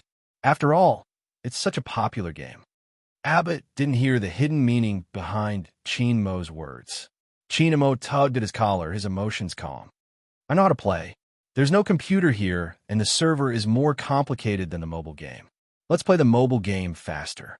Abbott took out his phone. Chin Mo had already uninstalled the game when he arrived. He glanced up at William. Give me a phone with a game. When Abbott heard this, he was even more convinced that the person in front of him, whom William called a devil, was more or less exaggerated. At least in terms of gaming, he should be average. Otherwise, it would be impossible for there to be no heroes on his phone. William, who was familiar with Chin Mo, wanted to remind his friend that the almighty devil was scary like this. My phone can only have my account. William was still struggling. Chin Mo glanced at him. Then we'll use your account. I just started playing. I don't have anything. To be honest, William was really bad at games, and he didn't have much time to play games. With so many beauties accompanying him, who would want to play games, right? Anyway, he didn't play games because he was bad. Chin Mo's voice was calm. As long as you have a role. What else could William say? He pushed the phone forward. He really couldn't afford to offend the almighty devil. Ebert reached out and patted his back. Hey, seriously, raise your head. William, shut up. What do you know? Ebert was still laughing. That account of yours doesn't have anything, right? You're not good at it usually. Just watch how I beat him. William replied. I'm not good at it. Devil, torture him. Albert didn't know what was going on, so he first logged in. He was good friends with William, so it was convenient for him to invite William over. Chin Mo glanced at William's account. There wasn't anything. Fortunately, there was an assassin he could use. Albert was still very gentlemanly. Do you want to change numbers? There's no need. Chin Mo's long fingers moved back and forth, adjusting the settings. Come on. At this moment, a figure walked in. Her silver hair matched her black t-shirt, and her skin was the fair skin of a vampire noble. Her lips curled into a smile. I found you. William opened his mouth. 9, MMH? Bojo walked past him, glancing at his hands. Game?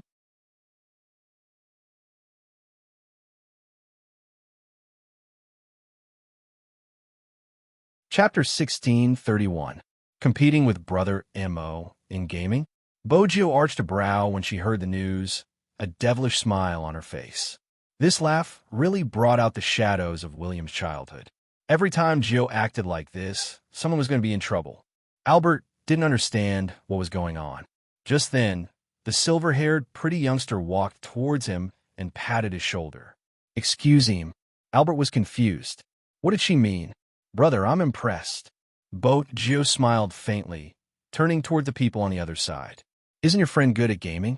The people on William's side laughed. Of course, Albert is half a professional gamer. Oh, Gio's eyes lit up. Do you want to bet on who will win? Are you sure? I'll bet on Albert. MH, I'm sure. It was time to earn some extra money. If Gio had a silver white tail behind her, it would definitely be wagging. Her thoughts were clear in his eyes. He didn't stop her. Daily entertainment could make her more innocent. After all, her rebellious period was rather long. Albert said, My friend, you should bet less. I'm afraid you'll lose too much. Gio smiled faintly. Oh, the person on the other side introduced. Albert is really knowledgeable about gaming and has been investing in it recently. His team is going to participate in the international competition soon. You really shouldn't play with him. Gio replied nonchalantly. Let's play first, we'll talk after. She was in a hurry to collect the money. William shifted over. Can you really play? Uh-huh. Gio asked, How rich is he? William took a moment. He's very rich. He wants the devil's button. It would have been fine if he hadn't mentioned the button, but the moment William did, Gio glanced over and said slowly, Then I'll bet more money. William thought, You look like you're trying to bankrupt the other party. Ebert didn't seem bothered, his fingers moving slightly as he said to Chinamo, "Why don't I give you a minute and let you get your equipment first? After all, it's gambling now, and your friend seems to have high hopes for you." "Lover," Chinamo replied with 2 words. Abbott didn't understand. That's my lover," Chinamo replied calmly. Ebert paused for a moment. Didn't they say that Asians were more reserved? Or were they reserved? "Hey, Albert, you can't just be in a daze." A voice came from his side. "We all bet on you." Albert confidently chose the character he was best at. Coming right up. Winning was a piece of cake for him. The other side had chosen a squishy assassin. Against a support tank like him, they would definitely lose. "Friend, you really don't understand this game at all. It's not the assassin style anymore. If it's a 1v1, it still depends on the tank." Albert slid his fingers. "But don't worry. Since you're William's friend, I'll go easy on you." As Albert spoke, he controlled his character to rush out. There are no big screens here. The men crowded around Albert, watching. Bogio took out a small notebook. Chinimo multitasked, glancing up at her. "What are you doing?"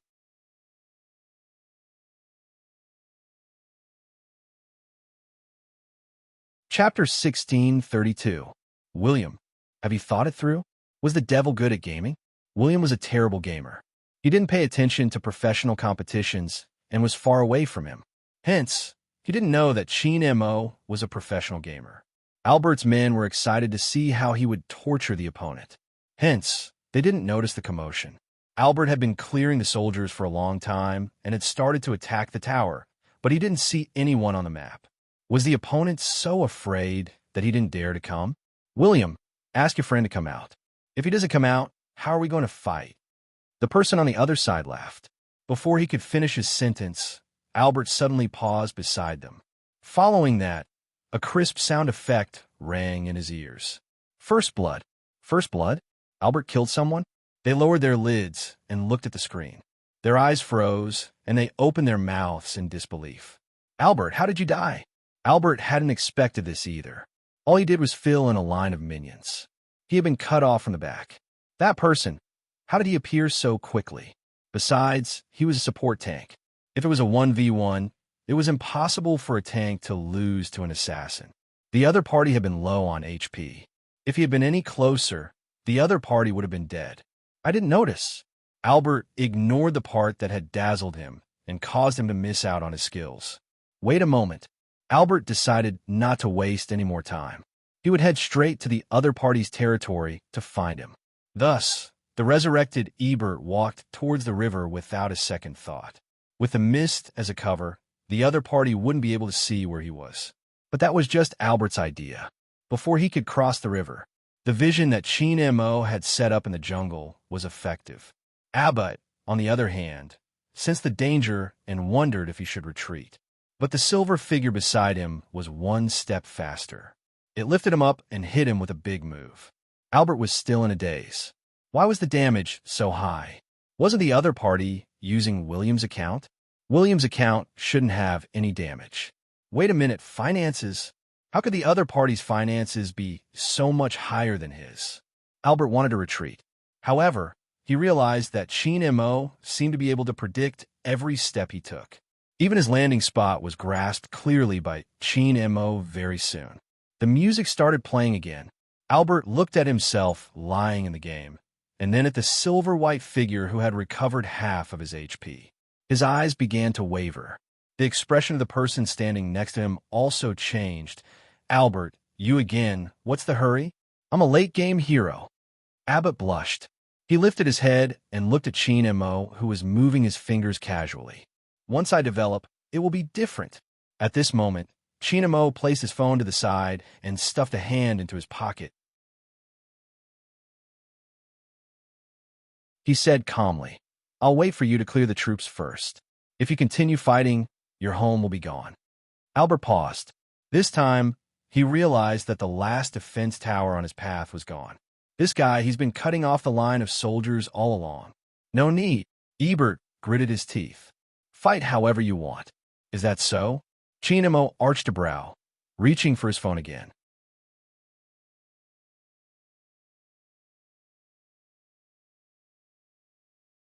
Chapter 1633. So arrogant? Albert's eyes darkened. This was his territory, he thought. If he wanted to forcefully demolish it, he would let him die here. After Albert recovered his mana, he released a skill, wanting to kill Chin and Mo. At this moment, even if their finances were much worse, he would still have an advantage with the attack of the city crystal. But what he didn't expect was that he would continue to deal so much damage. Nothing happened to the other party. Albert was stunned.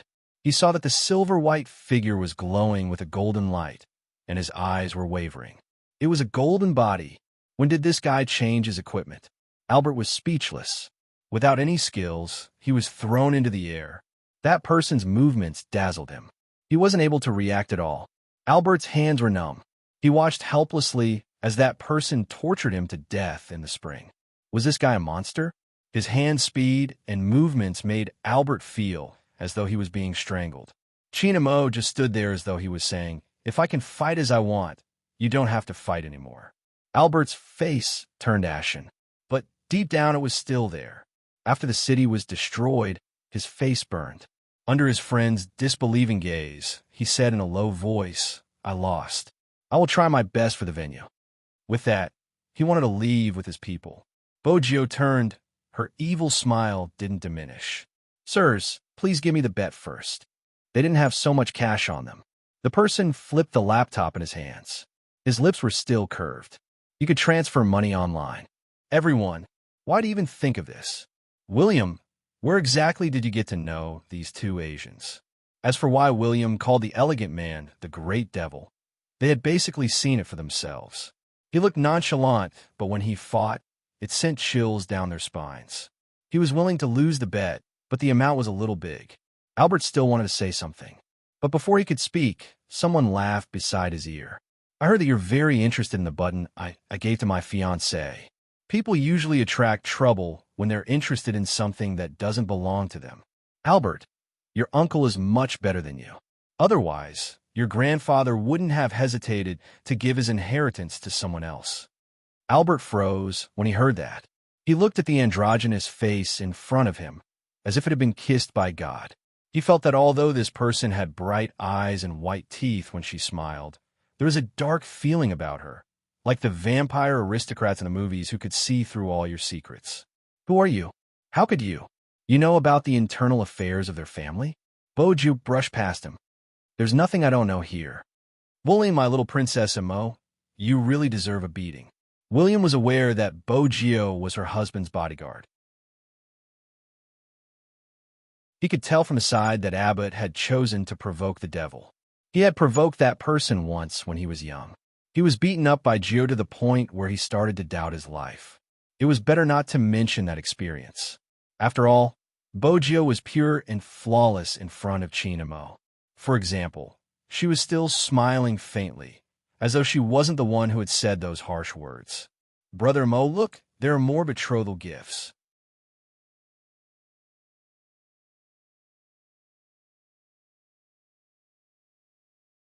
Chapter 1634. 11:30 p.m. Jiang City International Airport. Ever since Lin Feng and Yun He retired, the members of the Supreme Alliance had never been so united. This time, everyone was here. Even Yin Wu Yao, who went out to relax, was dressed in a suit. These people were used to wearing their uniforms. After changing into suits, they always wanted to pull their collars. The youngest among them was Mo Bei. She was carrying a school bag and wearing a cap. Her small face was expressionless. No matter how Coco teased her, her emotions didn't change. Coco was helpless. Little Bei doesn't have any reaction. Who said she didn't have any reaction? Feng Yi was the leader. He smiled. "Haven't we been studying how to send the flowers?" Coco didn't listen and went to tease her again. At this moment, Mo Bei looked down. Because she was short, she looked really small, but her aura had gradually grown. "Don't disturb me. I'm looking at the process." Coco laughed and turned to pull Feng Shang. "Look, Little Bei is angry. She is angry." Feng Shang didn't want to know this guy. The Supreme Alliance seemed to be the same as before. When they were together, there was never an awkward silence. Even if Lin Feng was dressed like a dog now, he would still be together with them. There were times when Feng Yi looked at these people and would often think, could they play another match? Just one match would be enough. Later on, he didn't think so. It was because Lin Feng and Yun who had retired.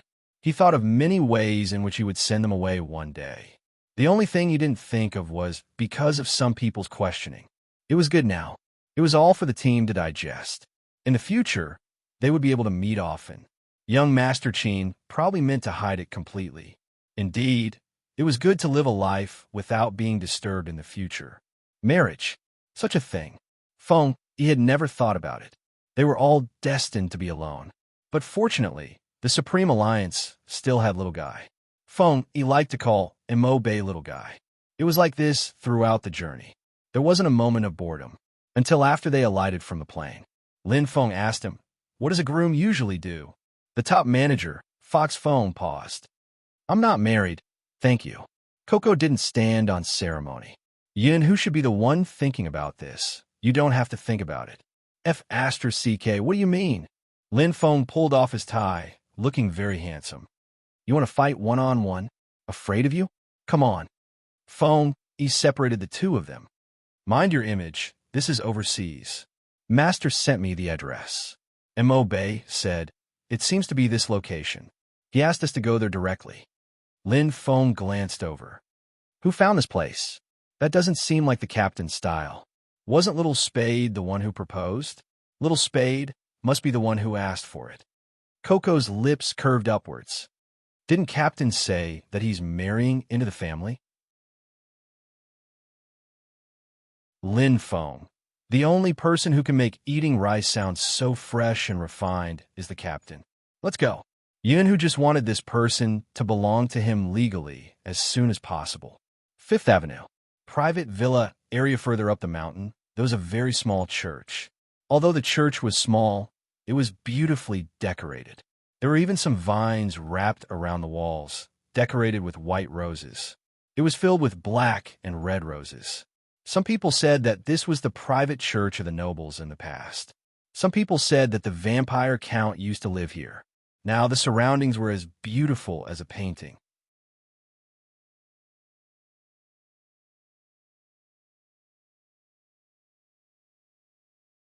Chapter 1635.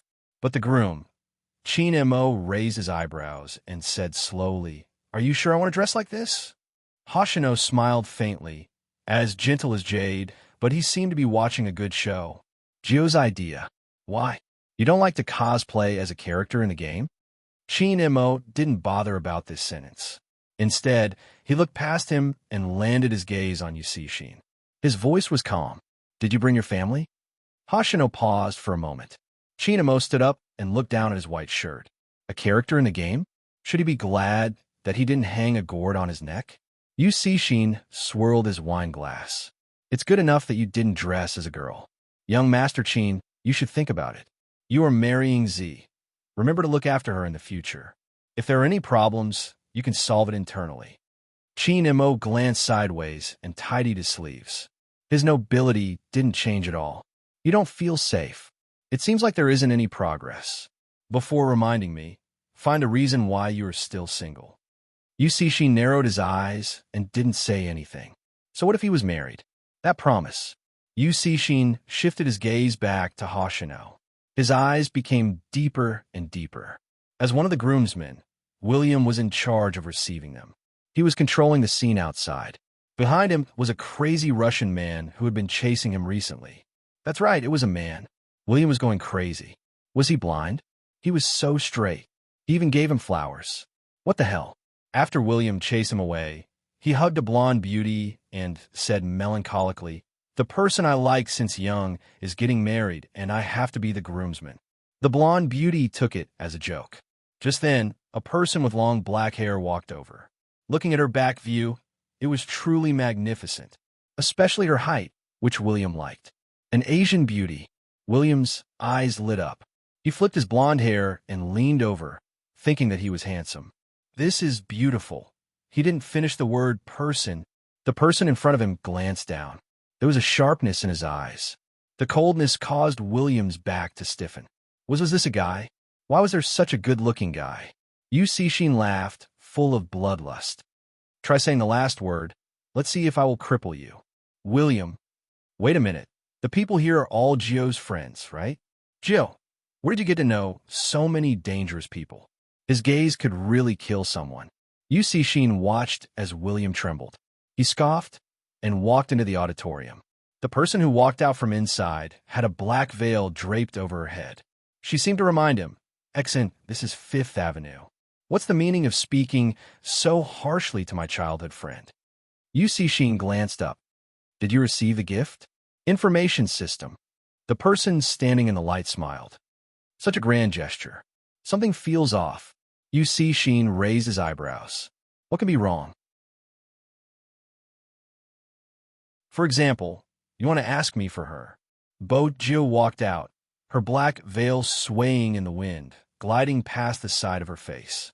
She stood in front of the pure, white church, reminding people of Lilith who lived in hell. She was like a bloodlust, a witch, a devilish beauty.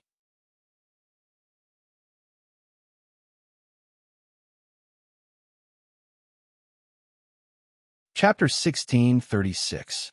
Gio smiled. "I have to wait until someone can take him away. Based on Hoshino's intentions, I don't want your information system. He can leave or come back anytime he wants. But honestly, my Hoshino isn't someone who can let anyone do whatever they want. Or does our young master Yusishin want to be the one who is pampered?" Yusishin choked for a moment. His handsome face darkened, and a dark aura surged in his eyes. Gio took a step forward. Her aura was still there. The black veil made her beautiful beyond compare. "You really seem to be pampered." Yusishin gritted his teeth but didn't say anything. "Be your best man. Maybe I'll let Hoshino go if I'm happy." Of course, Gio said this intentionally. In fact, even if Yusishin didn't mention it, Gio had already planned to tell Hoshino about the agreement today. Outside the church, William watched a group of people walk over. Albert was standing beside him. Ever since Sheen Mo won the last time, Albert basically provided everything related to the church. After all, he couldn't understand that guy's background. Now, there were so many people here. The two foreigners were confused. "This church isn't bad," Coco commented. "When we get married, we can hold our wedding here." Rao Rong added, "That's a little difficult. Forget about people who don't even have a girlfriend." "Coco, you make it sound like you have one." Come, take a tourist photo for me," Lin Feng said. Mo Bei carried her school bag. Her small figure stood there helplessly. Why did people who came to get married still have the mood to take tourist photos? William, who was standing there, felt even more helpless. After all, these people were dressed like normal people. They should be guests who came to attend the wedding. But tourist photos, what was going on? Were they bullying him because he didn't understand Chinese? William was hesitating if he should go forward to greet them. Feng Yi walked over, exuding the aura of a businessman. "Excuse me, are you Mr. William? We are here to attend the wedding." William nodded. I am. It wasn't easy to find a normal person. He had to cherish it. "What about them?" Feng Yi asked again. He saw that Mo Bei, who was standing next to him, had already raised her head. Her eyes landed on a spot. It was Gio, dressed in a black veil and holding a dark red rose in her hands. She looked like she was in a manga.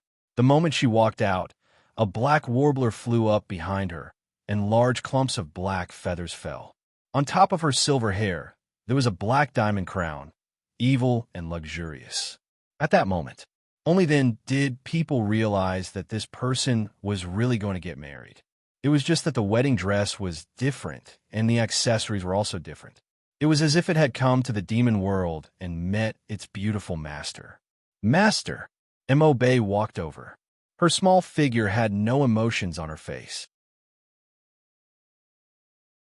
She reached out and helped Gio to lift the gauze. She was carrying a school bag on her back. Gio smiled. She reached out and caressed Mo Bei's head. "You're here." Mo Bei grunted and stood there obediently. This was the scene Sheen Mo saw when he came out. He narrowed his deep eyes and heard a sudden F***CK from the other side.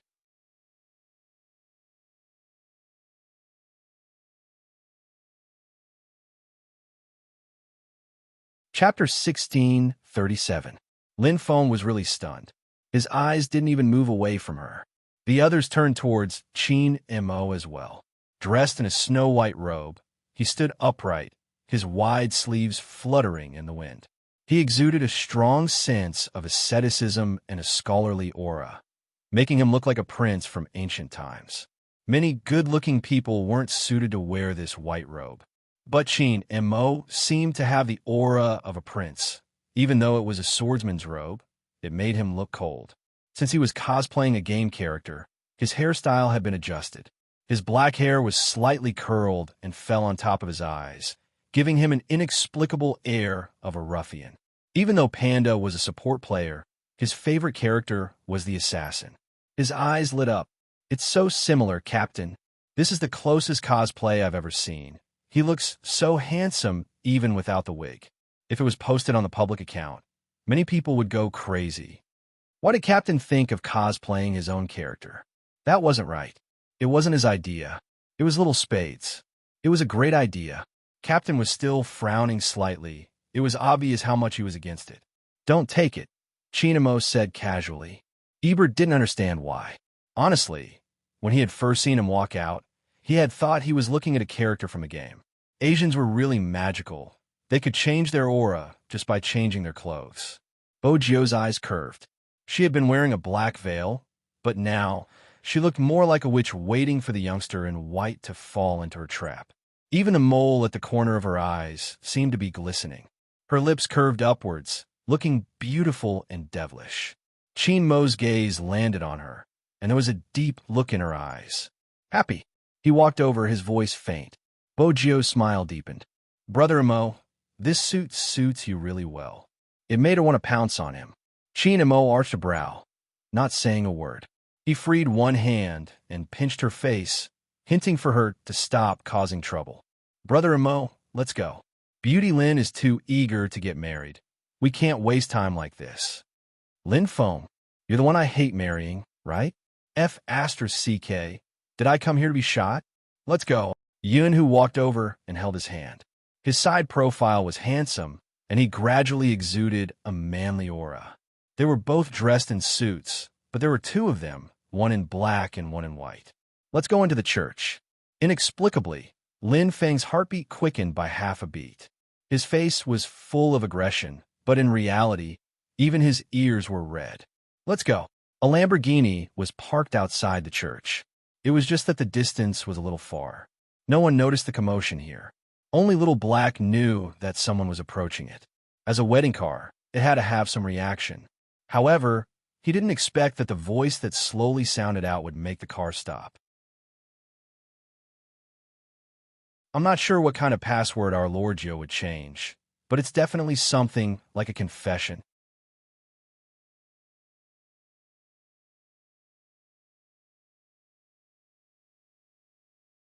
Chapter 1638. Little Blackie's automatic recognition function was about to go haywire. How is that possible? How could that be its owner? There could only be one owner. But the system told it that this person was also its owner? The electronic network wasn't stable. Was it or wasn't it? Because of the man in the priest's robe, the navigation screen in the Lamborghini started to jump. In the church, everything that needed to be prepared had been prepared. The door was opened and light shone in. Crimson roses were scattered all over the floor. Little Mo, Bay changed her clothes and didn't carry her little school bag anymore. She wore a white tang suit and held a bouquet of flowers in her hands. She followed behind Bojio. She was very small, but because of her cold aura, she looked very cute. As for Bojio, when the black veil on her rose, the back of the veil dragged on the ground.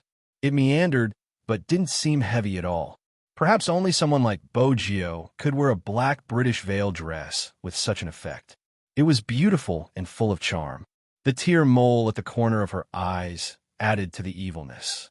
Regardless of whether it was the Supreme Alliance or William and the others, they all sat on the long bench as the family members. They didn't inform their family about this wedding and the planning of everything.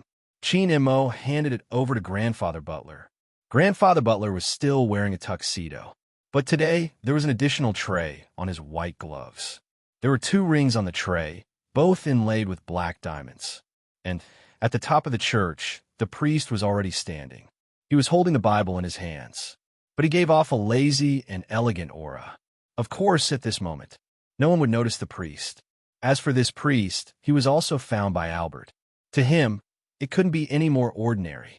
It was also far away. He didn't stand at the side. When the priest started to read the oath, many white pigeons flew up. Chinamo looked at Bogio. His eyes were deep, like the vast ocean and the mountains of Kunlun, under the layers of light. It was because of the long silence that finally started to boil. I do. The black veil matched with the white clothes from ancient times. The beauty created by the collision was even more layered. That was the most unique wedding that many people had ever seen. It was very romantic. Black feathers kept falling from the top of the church. They hit both of their faces. Everything seemed like something that could only be seen in a comic. Moreover, Lin Feng and Yun, who were standing beside them. Your mind from now on.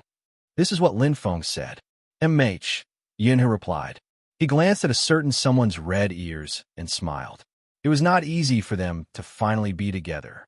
From thinking that they would never meet again to finally recognizing each other. It seems that no relationship is easy. But it was precisely because of this that after experiencing separation, people would know how to cherish each other. Tears welled up in Shui Yao Yao's eyes. The others were the same. When their gazes landed, everything was clear. Unexpectedly, when Bo Jio tossed the flowers, she walked over to Hoshino and placed the flowers in his arms. Her voice was so faint that only the two of them could hear her. Hoshino, the promise is off. From now on, you have to live for yourself. Hoshino was shocked. Everyone knew what the bouquet of flowers at the wedding symbolized. She hoped that the person who received the bouquet would be as happy as she was.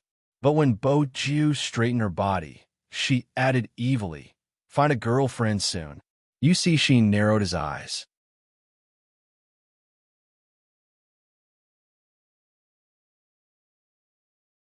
Chapter 1639. When Hoshino heard that, he glanced down at the bouquet in his hand. He was the only one present who wasn't wearing a suit and was only wearing a white shirt. The corners of his lips seemed to curl up, and there was a faint glow in his gentle, jade-like eyes. I've always been very free. Basically, he was saying that the agreement was voluntary. Because it's UZ, so everything was voluntary. Is there such a feeling? You are not family, but you have been together since you were young. When he saw that she was lonely, he wanted to protect her. Hoshino would probably never forget the scene of that little young lord reaching out to him while he was covered in blood. At that time, it was still raining, but because he was holding a hand, it seemed like the whole world wasn't so cold. Seeing her happy, he felt happy in his heart. She was missing. He wanted to find her frantically. Now, she was like a witch, but there was light behind her. They were suitable to be relatives, not lovers. Chinamo was the kind of person who could make her eyes light up, make her feel that there was hope, and make her believe in certain things. And he was most suited to do this, to withdraw at the right time. Hoshino freed one hand and leaned forward, hugging Bo Jio lightly. Okay, the word good made Yu Cixin's expression turn even uglier. He looked directly at Chinamo. As a groom, how could he not react when his bride was being hugged by someone else? Chinamo glanced at him faintly. His expression was just like the character he played in the game, indifferent and with the aura of a wine immortal. It was as if he was saying, I'm already married, so you should be the one worrying. Yu Cixin narrowed his eyes again. Because of Hoshino's actions, no one noticed the mischievous smile on the priest's face when he held onto the Bible. He didn't look like a priest at all. Instead, when they took a closer look at his eyes, they looked similar to Bogio's. Only when William paid the bill did he realize that the priest was gone. On the other hand, there was an extra coat and a wig. What was going on? Before William could react, a priest ran over hurriedly. He was a typical blonde foreigner. When he saw William, he said, "Oh no, God will never forgive a person like you for stealing my Bible and my robe. Are you here to ruin the wedding?" William was speechless. Was there some kind of misunderstanding? He was the one who organized the wedding. Besides, the priest robe in his hand was not what he was wearing. Wait a minute. In other words, the priest just now was a fake? He couldn't tell. William admitted that he was a little confused. The golden-haired priest was still tugging at him. I must drag you to Jesus, my God, and make you repent. How dare you hit a priest's head? William wanted to say that he really wasn't the one who hit him, but a wave of believers surged out. At this time, a slender figure appeared next to the Lamborghini, but this time he changed into his own appearance. The AI system quickly identified Xiao He, and it was no longer confused. It recognized the person in front of it, but it was erased by that person. Now is not the time.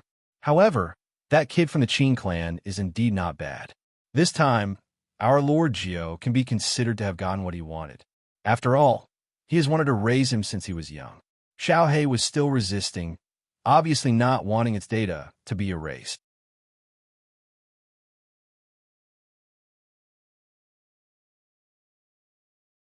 Chapter 1640. At the church, William, who was the scapegoat, was being chased around the church. F***CK. Was it wrong for him to wear a wig? That was why he shouldn't have attended the wedding of the devil Qin Mo. If it wasn't for Jiao, he wouldn't have come. What the hell is going on? William was almost out of breath from running.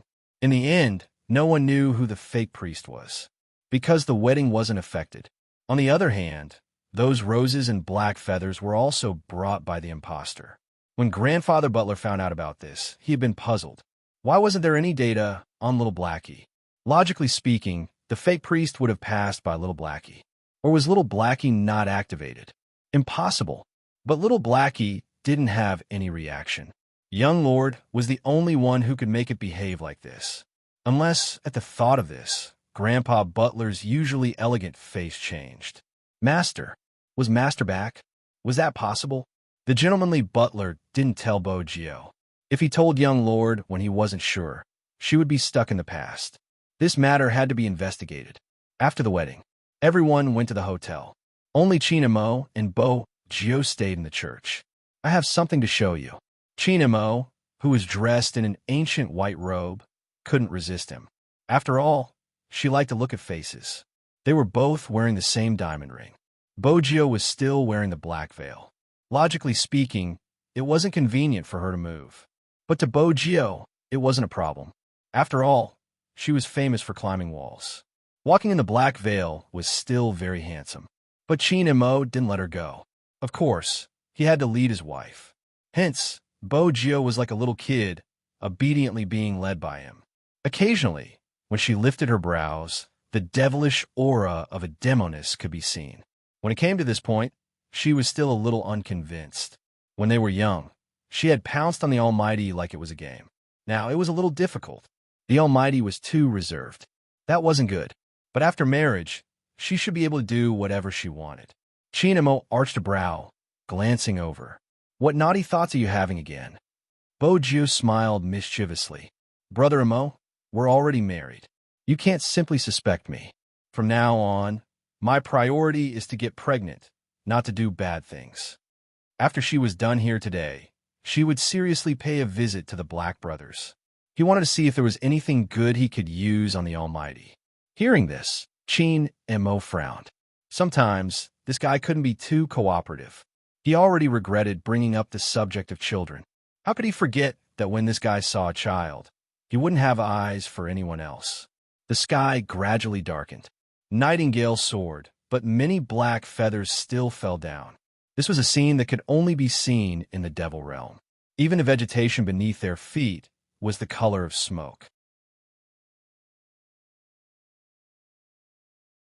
Blue flowers floated on the water. Everything was too beautiful to be real.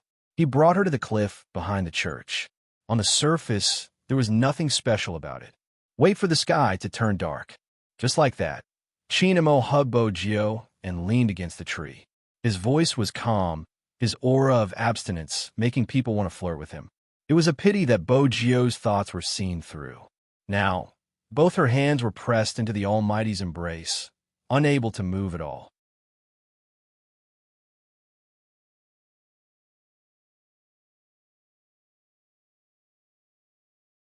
Chapter 1641. Wasn't that perfect? Bojio thought. She was about to stand up. Her wrist was pressed down again. Aren't you going to look at the thing I prepared for you? Chin Imo asked casually. What is it? Was it a game? She had played Super Mario before, but she realized that cultured people's confessions were different from others. The only thing she could learn from porn was how to give flowers and cars. The Almighty's was better, but as an overbearing CEO, she didn't have to think too much. One of them was in charge of romance, while the other was in charge of throwing money. It was quite suitable. Anyway, he liked whatever she gave him. Chin Imo didn't answer her question, just asking her to wait. The night deepened a little. The entire church was like a palace that had been ignited, flowing with the golden light of the lights.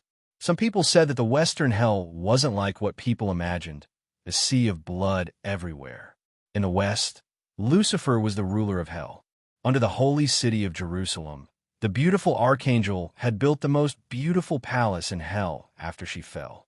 It was like a church in the human world, but there wasn't any holy light.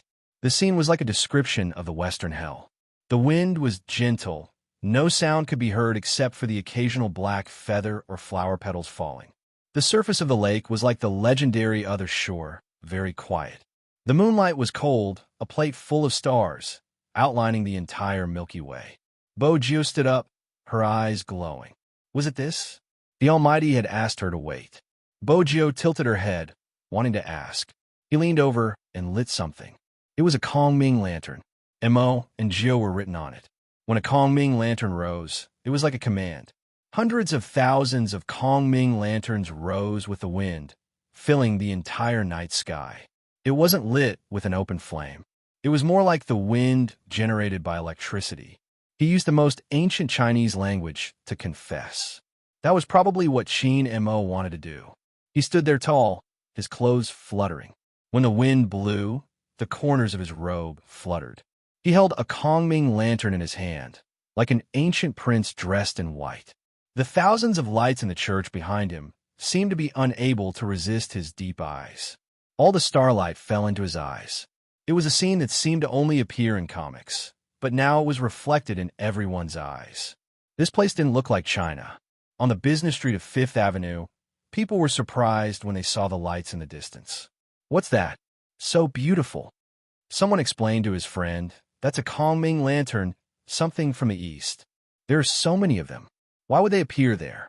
Should we go and take a look? It's too beautiful. Someone must be making a wish.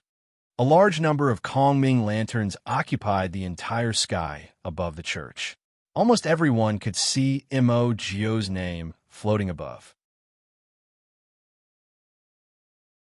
Those who didn't understand Chinese characters would think that it was some special symbol.